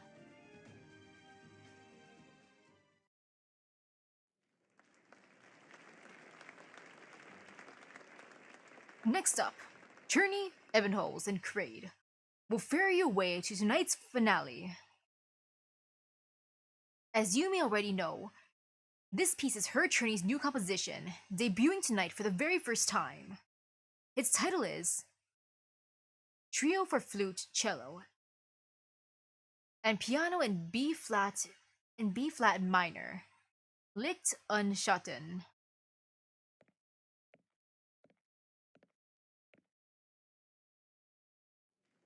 The three bow to the audience, and the concert goers in the auditorium respond with warm applause.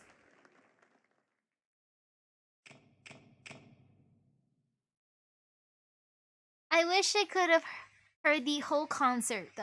I want to hear the other performers. The music begins. After just a few short measures, the entire audience from the auditorium to the balcony sits up straight in their seats, those who previously wore expressions of expectation and suspicion alike. No whispers, no coughs, not even the sound of clothes rubbing together. Not a single soul wishes to disturb this fleeting, unadulterated beauty. Small beads of sweat begin to emerge on Cherney's forehead. But this does not indicate any problems with the trio. Outside of their music, it's just that the power he is required to guide and control is too precise.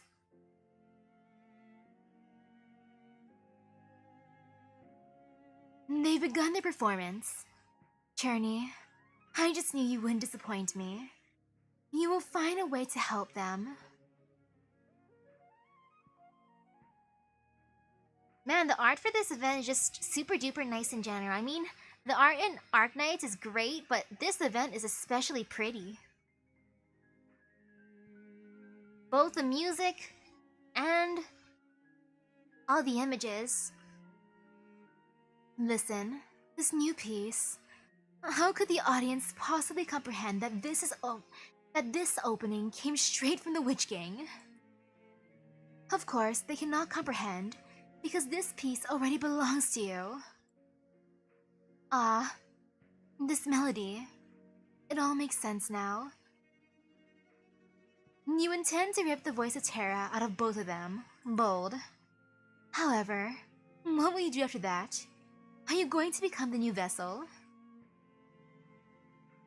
In Bagler's eyes, Gertrude has gone completely insane. I mean, understandable for Bagler. He's probably like, what the heck is this weird lady talking about? She mumbles to herself in the direction of the concert hall, as if conversing with a dear friend. My dear spy, would you like to hear my performance? Gertrude seems to be addressing Bagler, but is also muttering to herself at the same time. As she speaks, she walks toward the harp sitting in the corner of the room. My patience is running out, Grafenstrollo. I bought this house for a reason. It sits outside the afterglow, but you can still hear the music coming from the concert hall clearly. A wonderful location, isn't it? I love listening to the music that passes through here. This way, he doesn't have to see me, and I don't have to see him. She begins to play as she speaks. Grafenstrollo, the arts units in this building have already been disassembled. And even if they weren't, don't think your arts will work on me. Men easily swayed by music don't make good spies. I only want to play the harp, my good spy. Cherney hates me. He hates me for not treating his music with purity. He hates me for using it as a tool. I once sought to defend myself and explain it away, but I later came to realize I might actually be exactly the woman he says I am. Even if he carved my heart out, I would never be able to treat music with purity. Tell me, how could one who committed fratricide, a woman who, for over 10 years, has been hell-bent on exacting revenge on those puppet masters, possibly achieve anything close to purity. As much as Bagler doesn't want to admit it, Gertrude's performance is excellent, not at all paling in comparison to the echoes drifting in from the beyond the window. Without a doubt, this is the level that all outstanding Lathanian nobles should aspire to. But the words that come out of Gertrude's mouth make him shudder. Wait, revenge? You're a clever man. You should have guessed that my tragic failure last night was not the result of impetuousness. But you don't know what I'm hiding.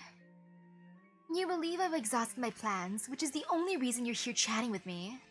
The truth is, I do want to buy time, but some words have been festering in my head for far too long. Which is why I can't help but ramble on. I do hope you pardon my rudeness. Furthermore, I must apologize that you'll be dying here with me. What the hell are you doing?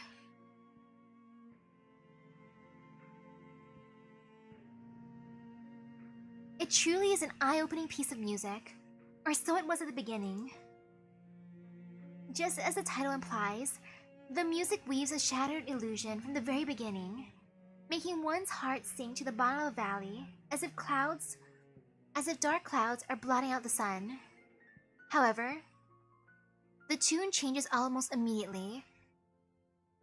The sonorous cello uplifting the flute's clarity, with the piano behind them both to break through the layers of gloom. Singing in paean to the joy of glimpsing the light of day. Oh, light! This is the singular thought in everyone's head. They immediately understand the Licht in Licht and Unschatten. They begin to look forward to the Schatten. However, a feeling of unease begins to set into some members of the audience, because they see the expressions of suffering creeping across the faces of the three performers, as if something is gnawing away at them from within.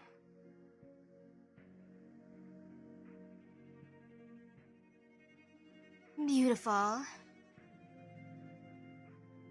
An exemplary musician, devoting his life to fighting the power left behind by the Witch King. Just as he's about to pull this June's battle back into a stalemate, he loses not to the Witch King or to himself, but to the obsessions of an old acquaintance. Hey, what are you going on about? Do you hear the harp's voice? Huh? A harp? Why would there be a harp? Isn't this supposed to be a trio? Philistine. Listen to the sound coming from the small building in the distance. The shrill laughter erupting from the depths of despair is equally beautiful. As for you, my former student, while I was teaching you to speak using the violin, I heard the motive of your fate. What a cruel melody it was. But I never expected that you could develop it into such a brilliant opus. I salute all of you, people I may or may not know. I shall listen, for that is the only way I know to pay my respects. Who are you, mysterious lady? I was the one who restarted the Voice of Terror program, my good spy. You alone? First, the Voice of Terror is exceedingly rare, and after that ordeal, you ultimately took control of 2 of them. Second, past research has proven that an individual who isn't blood related to the Witch King cannot possibly withstand this type of experimentation. In other words, even after you people tore apart that plan, it was not completely abandoned, merely shelved. In the end, the Voice of Terror program originates from the worship of the Witch King. But how many are there who, from the depths of their hearts, can truly worship fear itself? They only wanted a weapon to overthrow the Twin Empresses, just as the Twin Empresses overthrew the Witch King. As for me, after I realized that my brother's incompetence would bring ruin to our entire house, I had no choice but to act. Nevertheless, I still never found a way to show my value to those shadowy worshippers.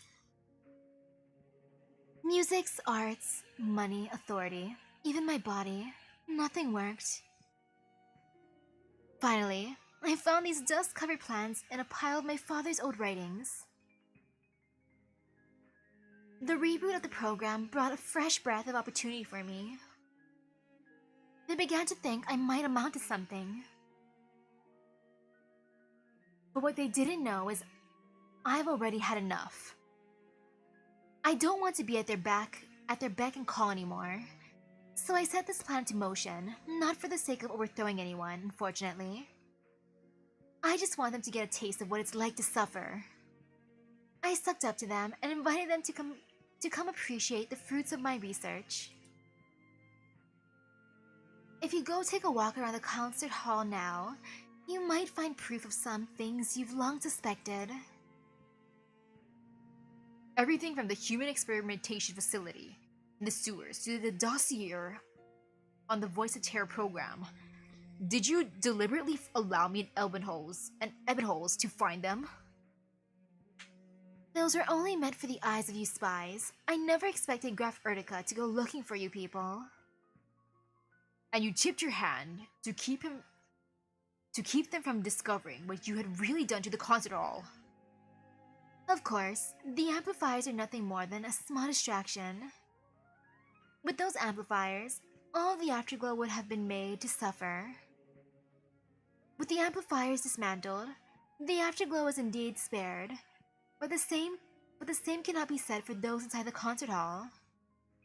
The remodeling of the concert hall began after my research into the Voice of Terra had progressed to its next phase. Cherney is trying to use his own composition to draw the Voice of Terra out of the boys. But what I'm trying to do is much simpler. The moment they try to pull out the voice, they will realize that nothing is in their control. I have tampered with the melody and resonance of the Voice of Terra. Anyone who tries to become the new vessel, regardless of who it might be, will have to endure turmoil and chaos 100 times greater. The voice, unable to find a suitable vessel, will collapse into an all-consuming void within the concert hall, built by the Witch King himself, swallowing everyone within. Of course, I am part of this performance, and I equally have no hope of escape. As for you, my unfortunate spy, if you don't take this chance to escape, then you can only bemoan your ill fortune. My, what a fierce look you have in your eyes. I know what you want to do. But my apologies, I can no longer extricate myself from the song. Killing me would be no different from killing the 3 men on the stage. All it'll do is bring about those deaths a little faster. Aww. Come on, Mr. Spy, you can save him. Or heck, maybe even Gramps. Cherney desperately wants to stop the performance, but he cannot do it. The moment he begins to reel in the Voice of Terra, he feels a single strand of abnormality. But in that solitary moment, it is already too late. The concert hall begins to absorb and reflect their performance like a massive arts unit. Resonance. True resonance.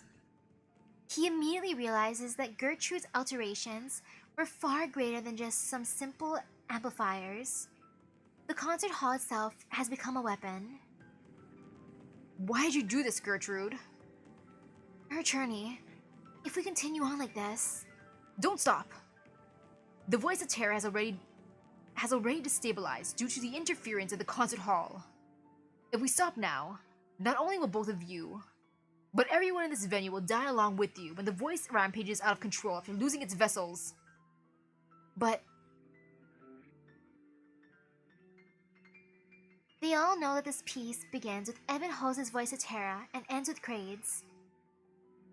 Even if they don't stop, Kraid's voice will be pulled from his body by the piece's conclusion, and the inevitable will still transpire. This is a dead end.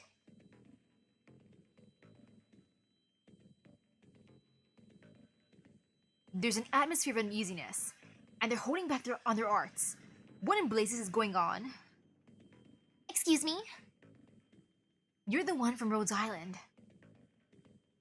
Hurry and start evacuating the concert hall. Huh? Something bad's about to happen. If we don't hurry, it's going to be a disaster.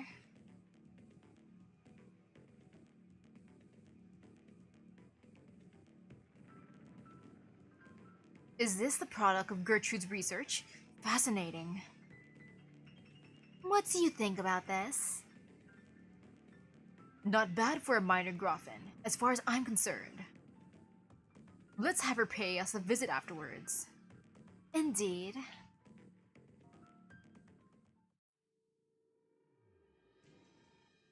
How are you so sure that they use a concert hall today?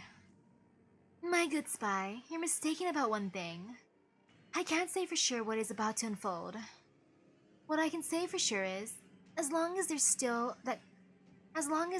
in that concert hall trying to save Kraid, then I've won. Kraid's disease is my final bargaining chip. If they can somehow resolve that, then I've lost. This is the situation. What the hell is this? This plan can hardly be called a plan. That's because my plan was a failure from the very beginning. You think I'm sitting here chatting with you because I have an elaborate backup plan? How else would that make any sense? If not for Cherney's unwillingness to cooperate with me, if not for the fact that even the insignificant little Graf Erdica insists on rebelling against his trifling, worthless fate, why would I even bet on this method?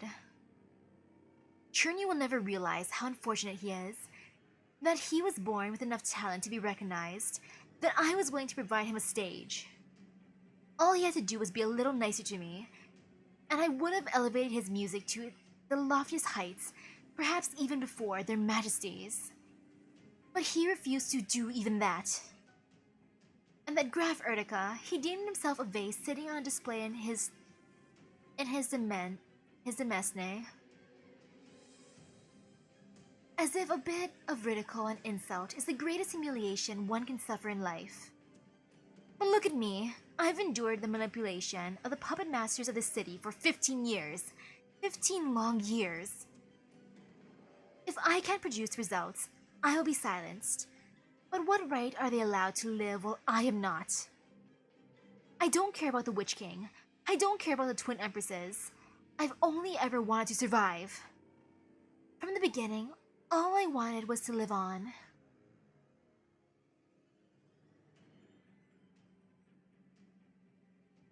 Gosh darn it, Gertrude. After coming to Weissenheim, Ebenholz settled on a few more things he wanted to do. He wanted to spend a bit more time walking around in the afterglow, taking in the sights of the vibrant district. He wanted to perform on a few more instruments, for the first time experiencing the charm of music. He wanted to apologize to Cherney to tell him how much strength his music had brought him. He wanted Cherney to become his formal music teacher, should he be willing. He wanted to spend more time with Kraid. He didn't know what he wanted to do with that time. Maybe chat, maybe argue, maybe even fight. He didn't know what he wanted to do with the time, but he wanted a little more of it. I like how it's considering fighting. But had he never come to the city, had he never accepted Gertrude's invitation, none of this would have ever happened. It is his shallowness that has caused things to deteriorate to this extent.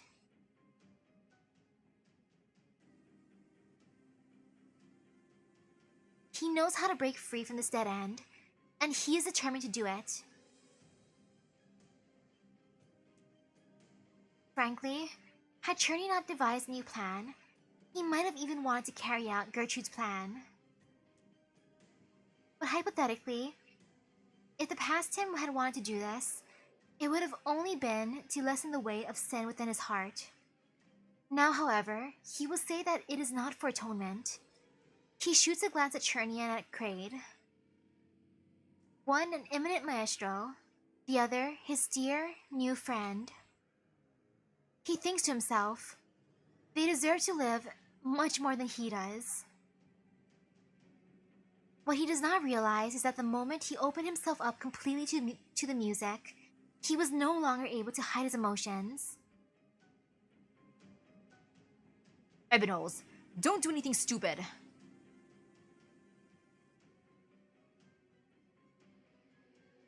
Huh? Graf Ertica, my dear. You are this piece's beginning. Even if you forcibly reverse this piece and incorporate it into your own mind, how will you deal with the dissonance and the contradiction? Struggle to your dying breath.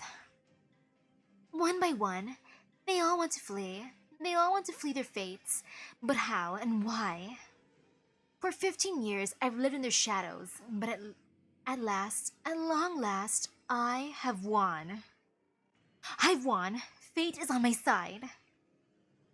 None of you will escape. Not a single one.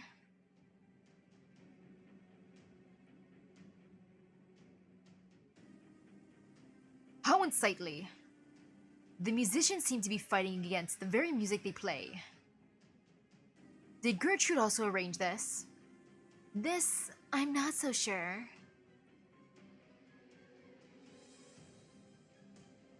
A situation has seemed to have arisen during our performance. Please exit the auditorium. Once again, please exit the auditorium.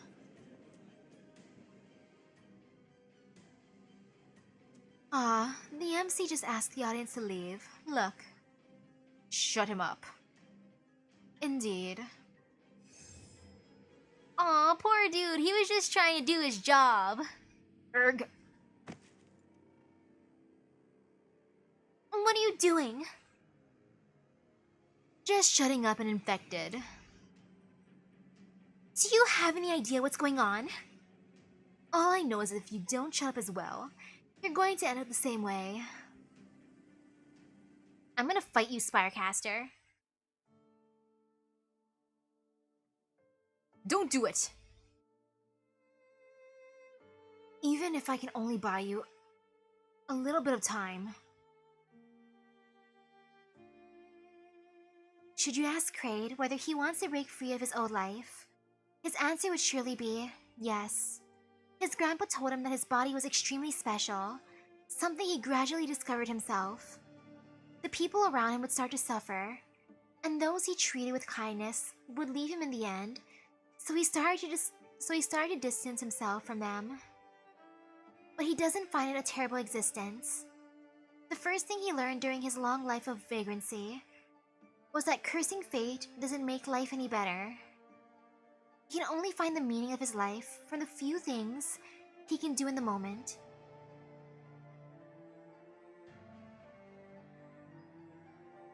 Oh, he's smiling.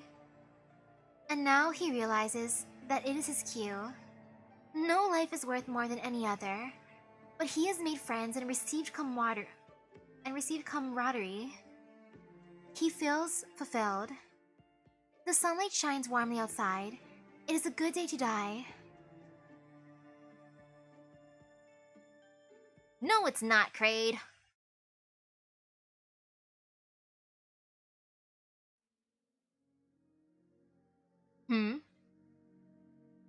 What? The cello. Kraid, what is he doing? Kraid, what are you doing, boy? Kraid, not you too! Her journey. How could the music you've poured your life into be trampled like this? Besides, I am the end of this piece. It's only fitting that I do this, right?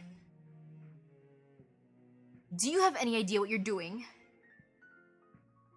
Ebenholz, don't stop. Just keep matching my rhythm. But then you'll... Let's put the finishing touches on our final performance together, okay? No. Trust me, Ebenholz. Archerny, I'll take care of this. I believe in you. I don't know if I believe in you, Kraid. The piece has gone back to normal? No, something's wrong. Kraid is... Mind her.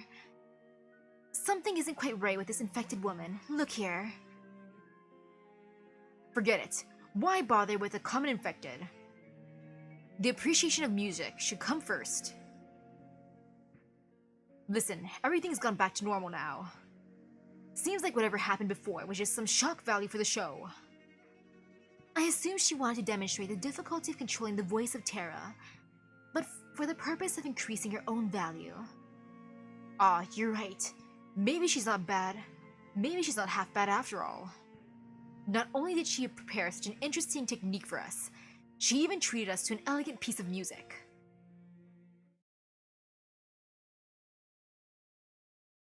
I like how they're just complimenting Gertrude at this point. They're like, wow, Gertrude's so big brain. The juxtaposition of light and shadow is vividly reflected in the trio of flute, cello, and piano. Finally, the piece approaches its coda with an ensemble of cello and piano. Listeners strain their ears, expecting to hear the whispers of the cold night, the embrace of darkness, the call of the abyss. But they are greeted only with a long, drawn-out sigh from the void.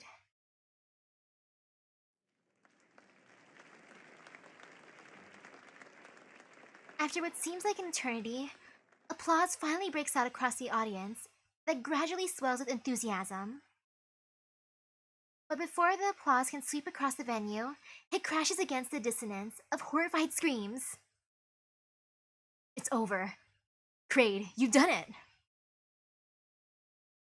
No, there's still something I have to do. Kraid, what's happening to you? Your body? Is Kraid evolving? Ebonhose, let's go outside. Her journey, please take Hibiscus and evacuate the audience. Have them get as far away from here as they can. You. Kraid, your body. I'm sorry, her journey. Fraulein Hibiscus. There's so much I want to say to you, but it seems like now isn't the time. Take me there, Ebonhose, while I can still control myself. The melody in my head is getting louder and louder. The two melodies are tugging inside my head. Hurry, Ebonhose, take me outside. The concert hall is amplifying both melodies at once. I can't hold on for much longer. I know. Ebonhose, you... I'll take care of Kraid. But I said I'll take care of Kraid. Hibiscus, go with her journey and evacuate the crowd.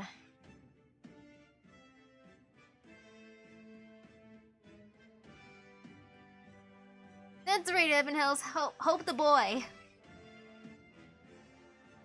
Upon witnessing the metamorphosis taking place on stage, the people in the auditorium begin to flee. Panic screams follow one another, and Hibiscus and Churney's shouts can be heard among them. However, to Ebonhose's ears, everything is blurring into white noise. His eyes fixate only on the plaza outside the concert hall. You were planning to do this the entire time, weren't you? Perish the thought. I just did it on a hunch. A hunch? When I said you were being unusually easygoing today, it was all because of a hunch. No. I truly am glad I got to perform with you and her journey. This was the happiest I've been my entire life. Then why'd you go and pull a stunt like this? There's still so many happy things waiting for you. But if I didn't, then either you or her journey would have done it, right? So that means it somehow falls upon you? You've never had a single good day in your entire life, whereas I'm the one who's had enough of living since a long time ago. It should have been me. Sorry, Ebonhose. Why are you apologizing? What do you have to be sorry for? The way I look now, Must be truly hideous, right? I've torn up the clothes you had made for me, haven't I? Those nice, expensive clothes. Don't worry about that. I'll buy as many suits as you want. I'm sorry. You liar. I'm furious with you now, Kraid. I'm really, really mad. Kraid is too weak to lift his head, but he can hear Ibn Holz' sobbing.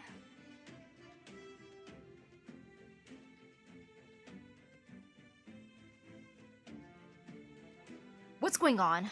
What the hell just happened? No idea, but her attorney said the concert's on hold, and the Hibiscus girl was desperately urging us to evacuate. It'll be fine though, nothing's going to happen to us. But the sky suddenly went dark. Do you think some disaster might actually be coming? Think about what that prophecy said. Fades, finales, ensemble. Don't worry, it'll be fine. The prophecy also called Hibiscus a fiend. It's starting to rain. See, there's nothing to be scared of. It's just a bit of rain.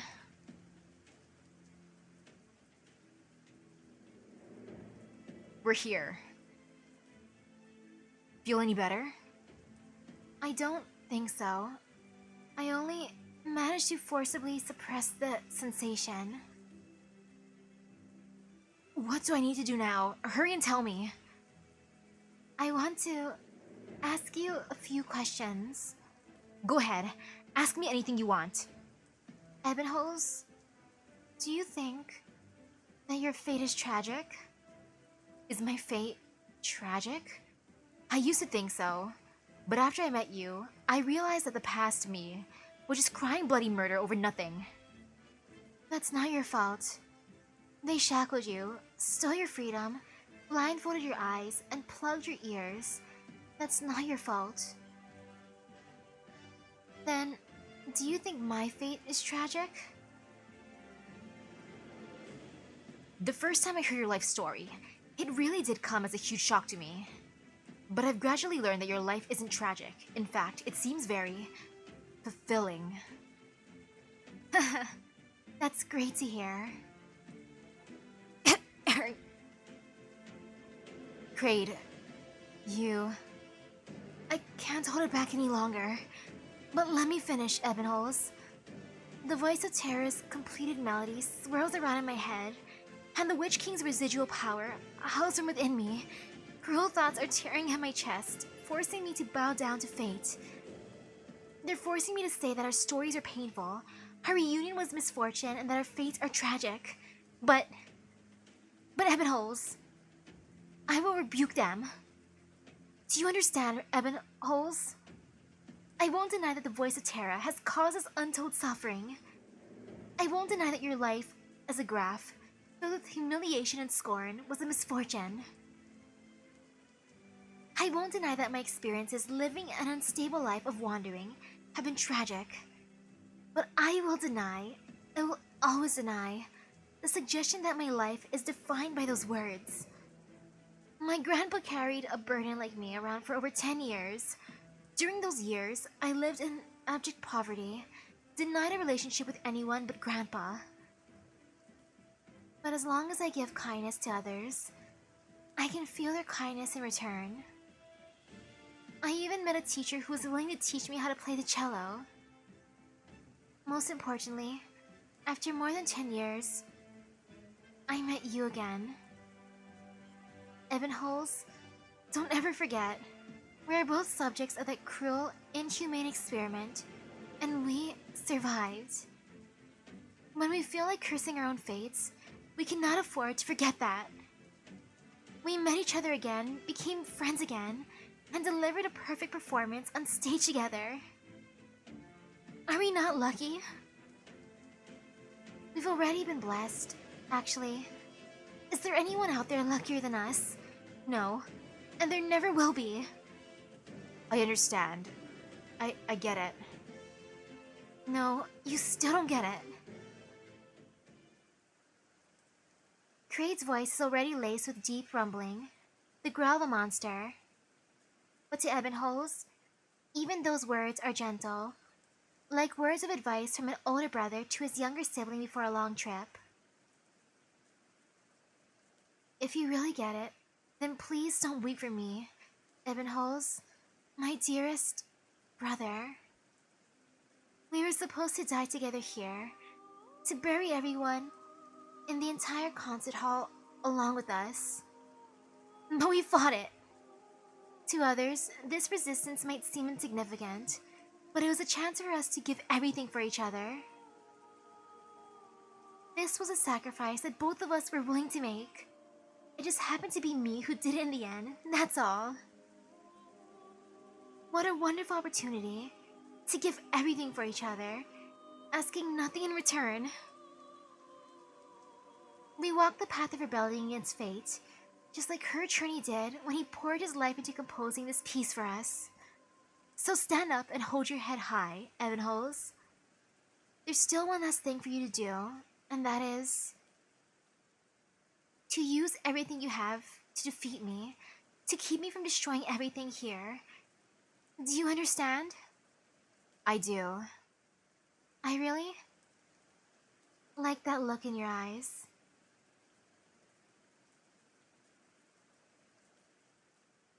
Kraid unsteadily shambles to the center of the plaza.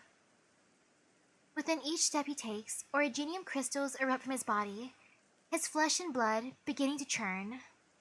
A strange melody lingers over the plaza. The crystals rapidly envelop Kraid's body, transforming into armor, transforming into instruments.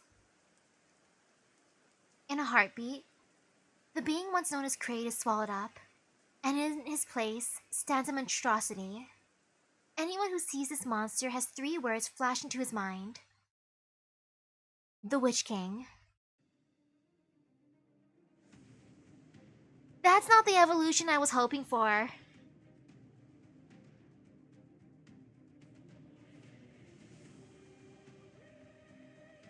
We stand at the critical juncture, my exalted daemon and heron, my dear infected brothers and sisters.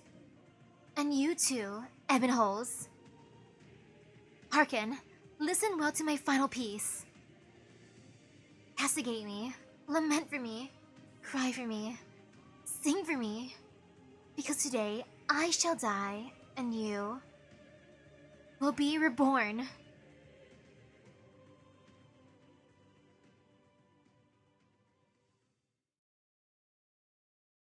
Oh man, I feel really bad for Ebenholz too. He has to take down his buddy, his childhood friend, the bestie. Great, I didn't want to fight you. I was fine fighting Gertrude, but not you. You're my boy. I don't want to fight my boy. Fighting my boy is the worst thing.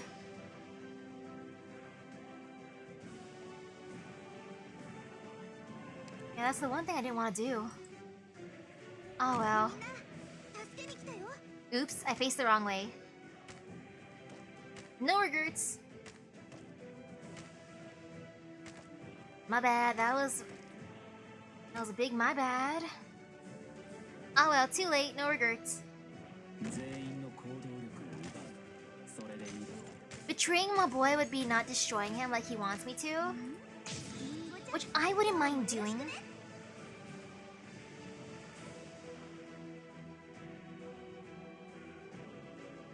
Yeah, might as well just face it this way.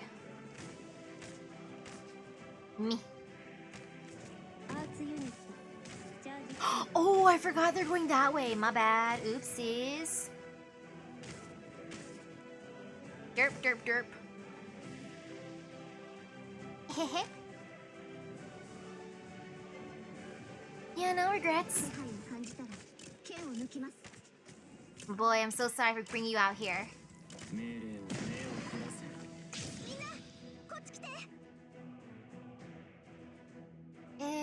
Let's see how I want to do this. This is fine. Yes, over here. Actually, no, over here. Yep. Over here.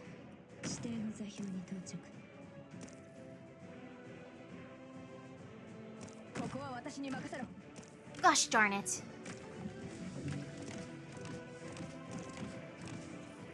Why must it be this way?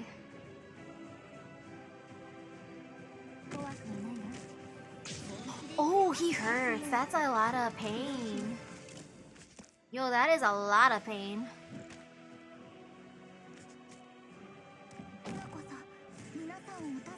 Wait, no.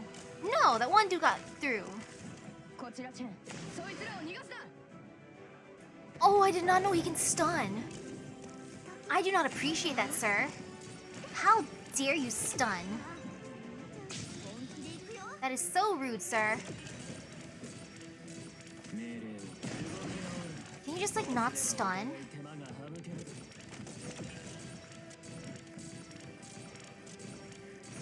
Please don't stun, my dude. Sheesh. You know, Mudrock, just... Never mind, I was gonna say stall him, but that didn't work out the way I planned.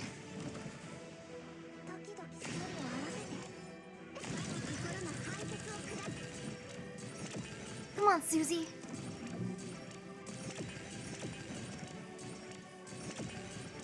End his suffering.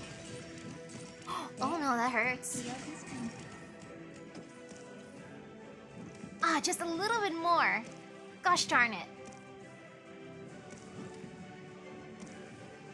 Maybe I'll put Mudrock up. Yeah, that's good. Sarah, can you stop doing that? Can you stop stunning my peeps?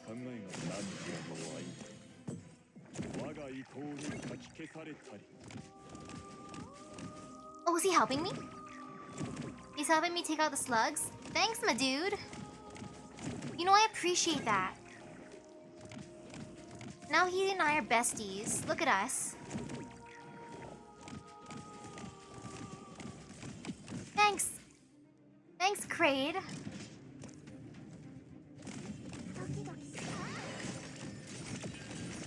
Wait, Kraid, stop it. Our voices of terror, can you stop terrorizing?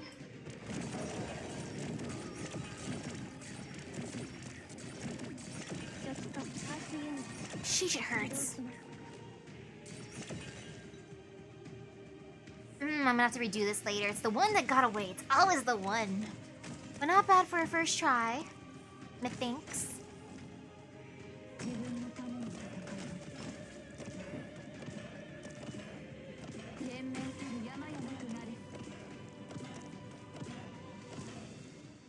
Now there's just a few more, kind of ish. Ouch.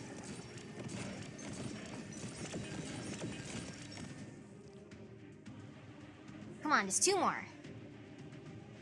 Where are you punks? Get out of here. I'm so triggered how they're just right out of Jan's range.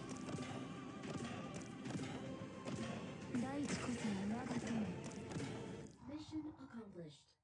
Ta-da!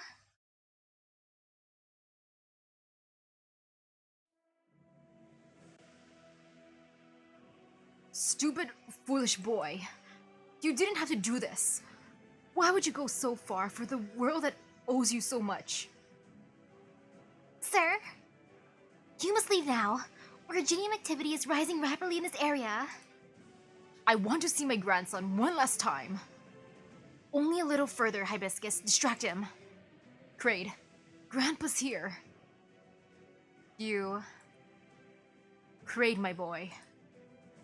Vent whatever anger you have on me. Come to me before you do any more harm. I've deceived you for so many years. I thought about dying for your sake, but I never thought you would come to an end like this. If your choice is to let the others live, why not let me come with you in my last days? Let me join you on your final journey, my boy. The crystalline monster no longer understands the old man's words. The flash of lucidity was a fleeting miracle. All the monster can think about now is dragging everyone around it into the emptiness, dancing to his cello's tune. The monster follows the sound, playing a song of death. Sir? Young lady, why do you... I'll hold down the fort here, Ebonholes, now. Ha! You know, I give Grandpa dedication. Take me with you, boy!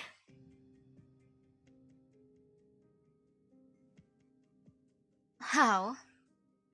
Friendship, dedication, sacrifice. Such childish ideals should have been shattered up upon contact with reality. How? How? It's not over yet. Kraid may have forcibly assimilated 2 verses of the voice of Terra, but he could not overcome the disorder and madness of their amalgamation. Kraid's melody has faded, but Ebonholes' voice lingers. Arg!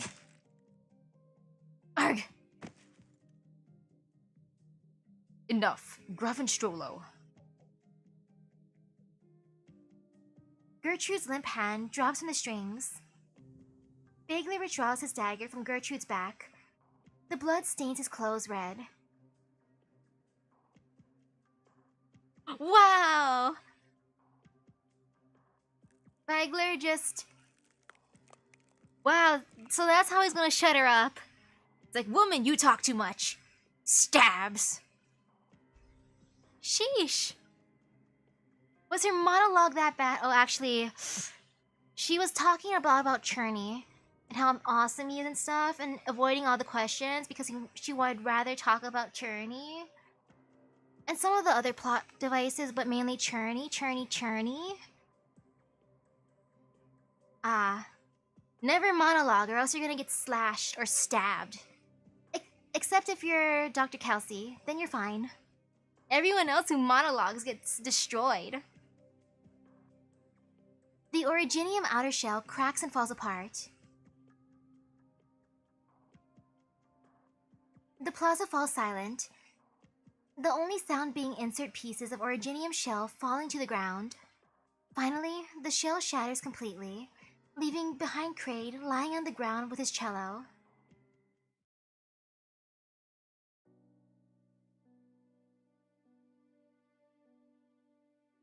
Wait for me. Wait for me.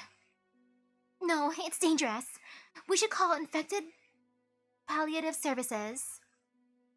What are you saying? Kraid won't die.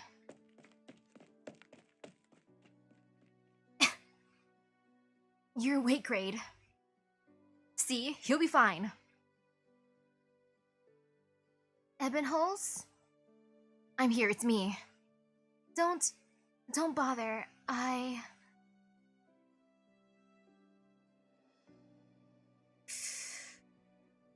feel so light. It hurts so much, but I feel better now. Yes, you'll get better. Yes. Listen carefully, Ebonholes. This is the last time I'll be able to talk to you. Remember my words. Live on, Ebonholes, and walk through the long night. Fight injustice and treat others with generosity and charity. Only by doing so will I live on in your memory. I'll ask you, how did your day go, Ebonholes? And you'll tell me proudly that you've had a good and productive day. You'll tell me about the challenges you face while doing good, and complain about how fate is a miser. And it will be okay, 'cause I'll be listening. It's alright to complain a little when you've worked so hard. Only by doing so will you rise above pain and suffering and find peace in your heart. Remember that we fought together against cruel fate and won. When you think of me, laugh. Don't cry. Yes, yes. And Ebonholes, I'm sorry. I haven't thought about what token to give you. Anything's fine. Just don't die, please. Kraid? Kraid? Kraid!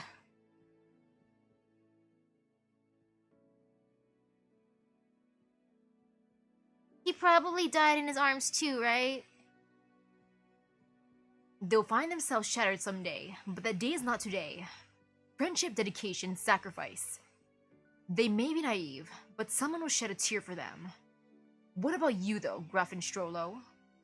You destroyed your friendship with Cherney by your own hands. You killed your own brother and laughed at his incompetence. You want others to sacrifice for you, but what have you done for them? Gertrude lies limp on the ground, with only her lips moving slightly. My curse be upon you.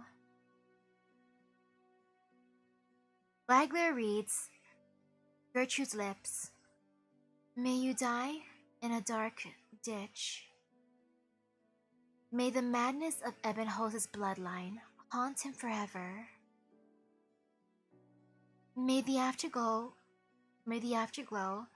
fall into ruin. May Lithanian ever tremble in the shadow of the Witch King. May the Witch King never know the peace of death.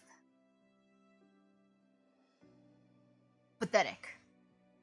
Maybe I acted out of impulse, but dealing with threats to public safety is also part of my job. I'll be sure to mention you in my report, Grafenstrollo. Good night. I hope your dreams won't involve cursing anybody.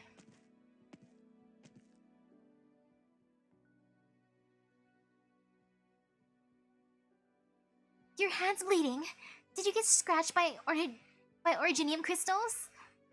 Ah, yes. I guess there's a bit of blood.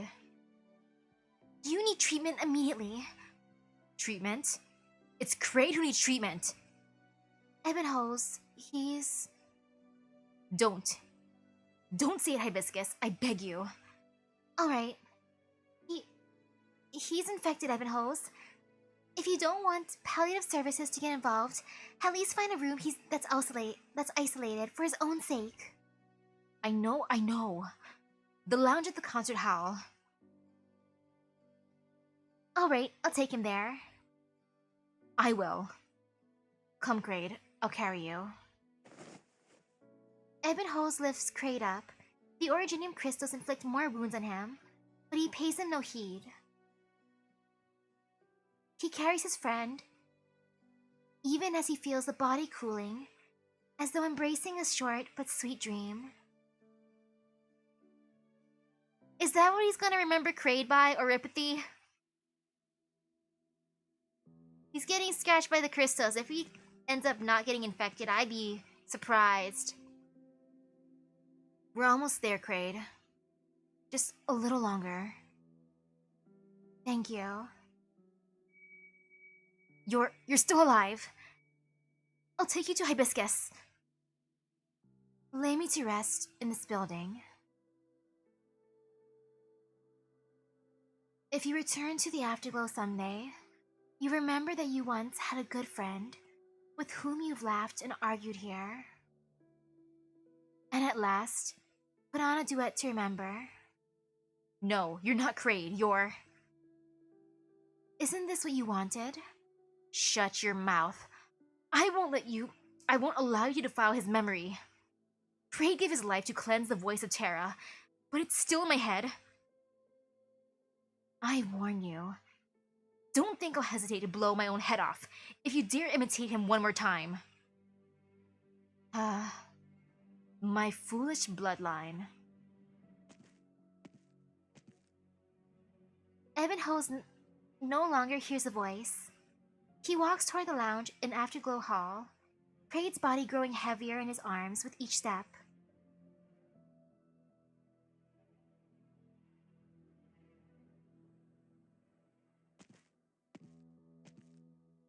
We're here. I'll seal the room. Lie down on the sofa. It's soft. It'll feel nice. Sofa, soft. You've never slept on one at home. Looks like I've been infected. Arts that once took so much effort now feel so simple. Maybe getting infected isn't so bad after all. That should do it. I'll seal the door from the outside. Anything else? A token. Yes, a token. I'll take the cello. Look at me, taking back something I bought for you. Evan holds his lips tremble. He stands wordless for a moment before laying his flute at Kraid's side. You said you wanted a coin with a hole, but the only thing I have left is this flute. I'm sorry. So sorry. Oh, they even treated instruments. Why are they so cute? Why must the cuties have the worst ending? Gosh darn it. I was rooting for you, Kraid. Did Hibiscus knock Grandpa out? Is Grandpa alive? From the new world, some have but old friends and no old home.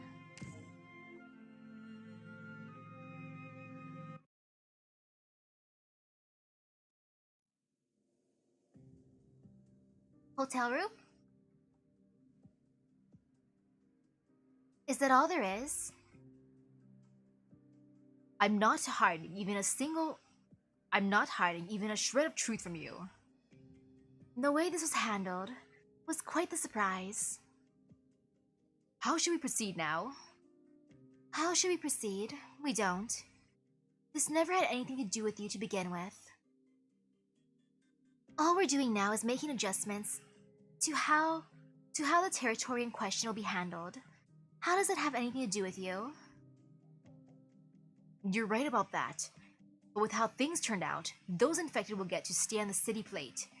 It'll be difficult to keep them from gossiping about this. And who would believe the infected nonsense? Then what shall we do next? What shall we do next? There's no rush. We still have lots to do. Who are you? Question mark, question mark, question mark.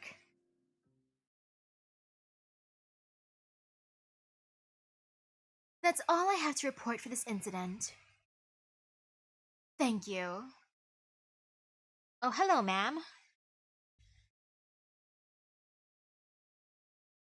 Have you located the piece that this journeyman wrote during the incident?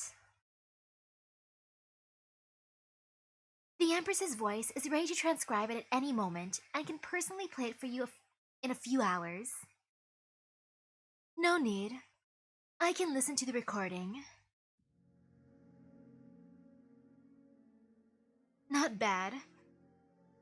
I can even hear him crying from the bottom of his heart as he wrote the piece. He's a talented man. Too bad he's not quite talented enough.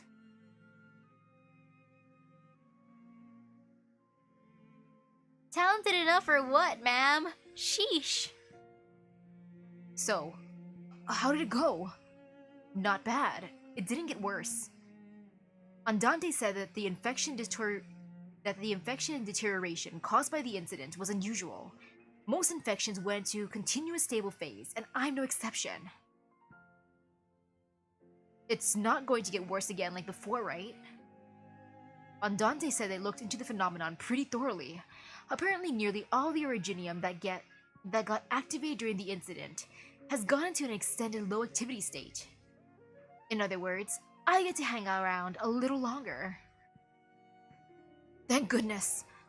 Right, does Andante know what the Herzog is going to do with the afterglow? Well, this is just what she said she heard. But apparently the Empress's voice has requested the Herzog not lay a finger on the afterglow. Oh, thank heavens, and their Majesty's kindness.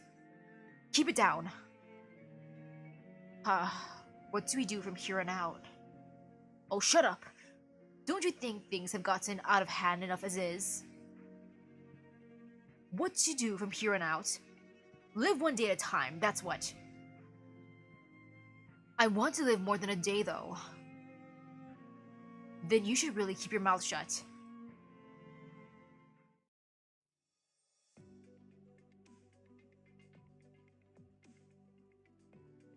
Hibiscus, I finally get it now. There are some things that you're better off not knowing about. There are some things you're better off not knowing anything about. I guess I'll apply to be transferred somewhere else as soon as I'm done with the follow-up work here. Maybe I'll go to the land ship. That sounds nice.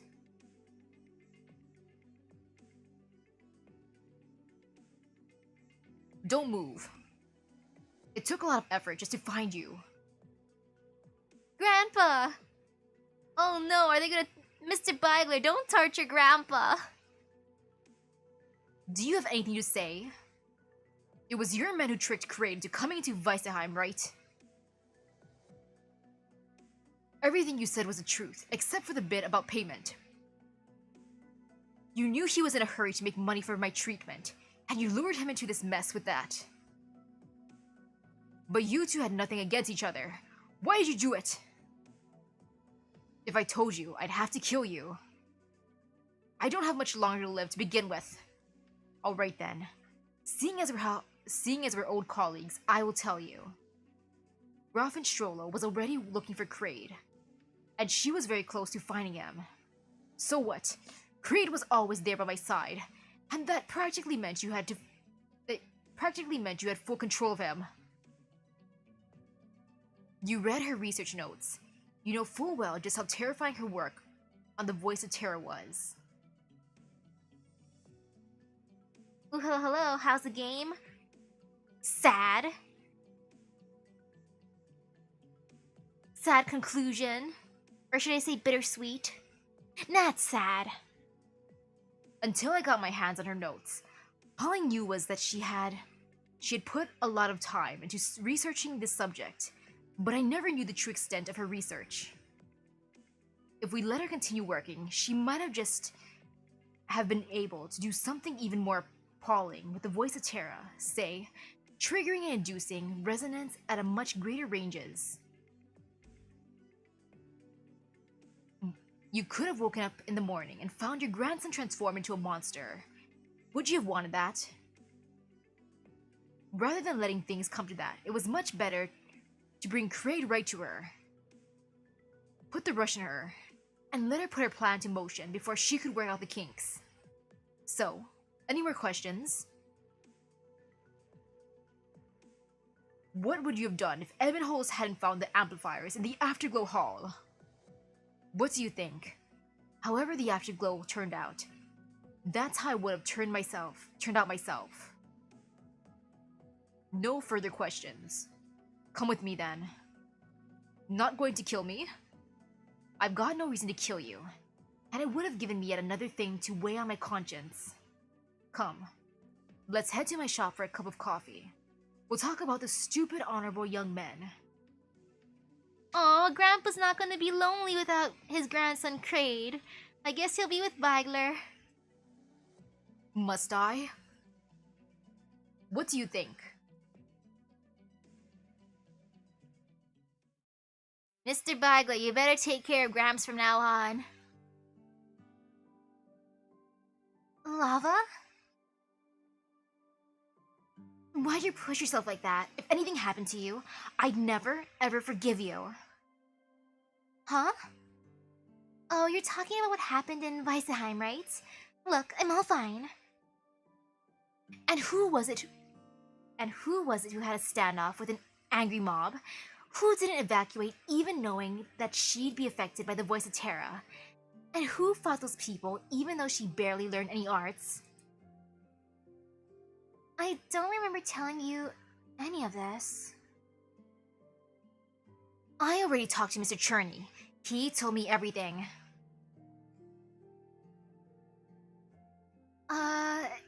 If you wanted to know all the whys and wherefores, why didn't you come talk to me directly? I actually visited Mr. Cherney to ask about my piano teacher in Lithuanian, Mr. Johann, and it was only after we kept talking that I found out you almost... I'm warning you. If something like this happens again, don't you dare push yourself like that. You hear me? You hear me? Alright, don't cry anymore. Look, see? I'm alright. But your infection... Yes, gotten rather severe thanks to the voice of Terra, but it's under control now, so... No, that's not enough. You're always on my case about my health, but you don't care about what happens to you at all. If I lost you, Lava, I promise you'll look out for myself more, okay? Really? Really? Don't you dare lie to me. Why would I? The doctor gave me quite a long holiday, you know? I'm going to spend this time well and get some quality rest in.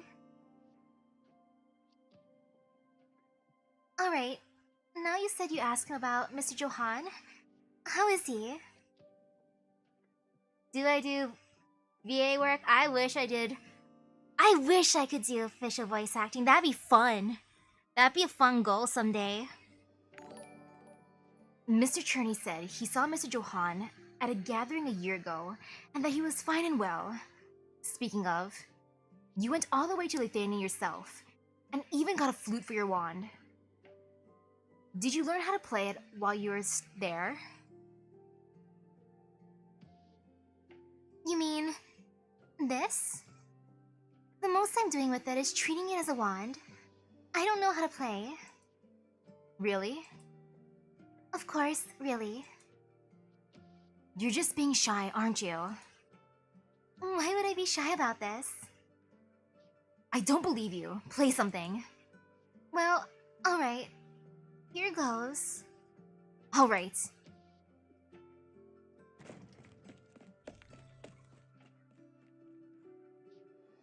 That's the worst sound I've ever heard in my life. Ouch. Was Hibiscus's notes that bad? I feel like Hibiscus doesn't play that bad based on like earlier in the story, but at the same time, uh-oh. If her music skills are as good as the flavor for her cooking, oof. Poor Lava. And poor Hibiscus.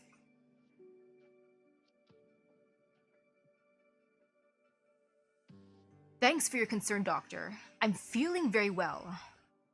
And I must thank you again for the protection you are offering after the afterglow.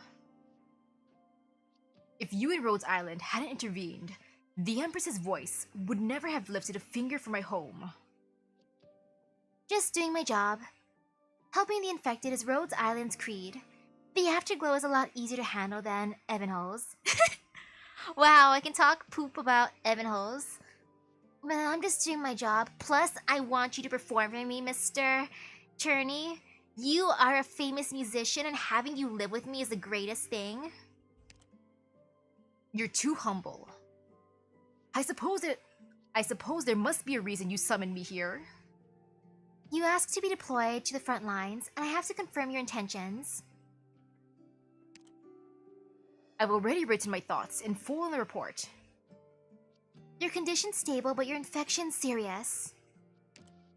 Anything can happen in battle. I'm prepared.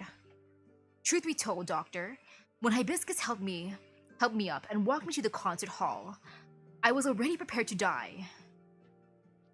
Even though so much has happened, and things turned out nothing like I had imagined, I lived. It really feels quite peculiar, and I cannot describe it very well, whether through words or music. I'm not expecting to find out how to express this feeling on the battlefield, but I'm thinking that it might prove beneficial if I try to fight for the infected in an entirely different way. I understand how you feel, but do wait for your evaluation results. I understand.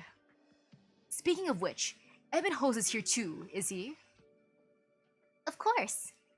Why do you ask? Of course he is. I wish I summoned him. I mean, I can still try for him. I haven't seen him at all since the day after we arrived at Rhodes Island. Sometimes I can't help but think that the black-clad gruff Urtica might have actually died. According to Lithanian's official reports, he's indeed gone. He's alive and well. Give him some time. Ironically, that actually helped get our cooperation with Lithanian on track. Yeah, like, ironically, it actually helped get our cooperation with Athenia on track. I'll be honest with him. You're right. Well then, I'll take my leave now, Doctor. Speaking of Ebenholz, it happens the next thing on my agenda has to do with him. Do you want to see him? Never mind. I don't dare to claim. I know how much this incident has affected him. I can only imagine. If there comes a day when he's willing to see me or Hibiscus, we'll talk then. Goodbye, Doctor. Goodbye. I look forward to hearing the music you'll write off the battlefield, and hope it'll be no less impressive than your past work. Oh, that text is so tiny! But I'm going with that one.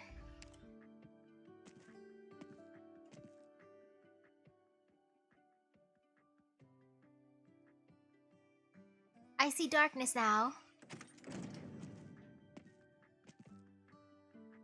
Doctor, I'm surprised you found me here. Some nice fresh air with all the wind here helps distress. There's an operator who saw you here. Some nice fresh air in the darkness, you know, as one do. I don't need distressing.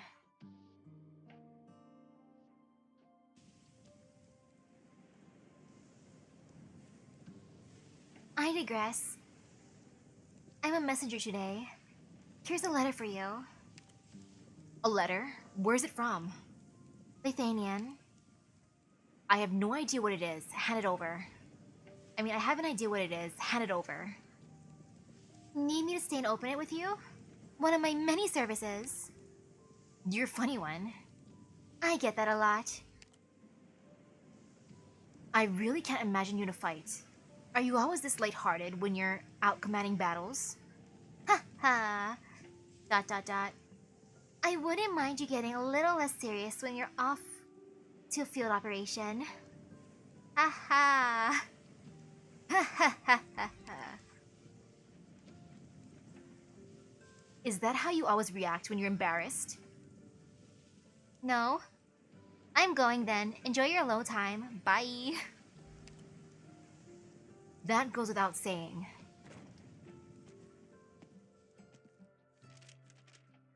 This is the passport of a Lithuanian citizen, Ebenholz, Crades, and Graf Erdika's death certificates. There's more? A letter? I want to see the letter. Read the letter, boy. Letter? It's not signed. An anonymous letter? Just my impression on for her. Rhodes Island operator Ebenholz presses the tip of his wand to the letter and sets it ablaze. Not long after, the flames reach the passport, then the Count of Urtica's death certificate, and then Crade's. The smell of burning paper spreads across the deck. Ebenholz picks up the cello next to him. He thinks back to how his dear friend played the cello, closes his eyes, and begins to play a simple, lively melody. When the twin empresses first took control, countless pieces of music singing their praises sprung up all over Lithuanian. This too is one of those pieces. Today, the second half of the song has long been forgotten. Only the first half is still sung by a small number of people. Thanks to its uplifting melody, and the lyrics openly express the singer's cheerful mood. The sunset is glaringly bright. I'm surprised he's burning the certificates.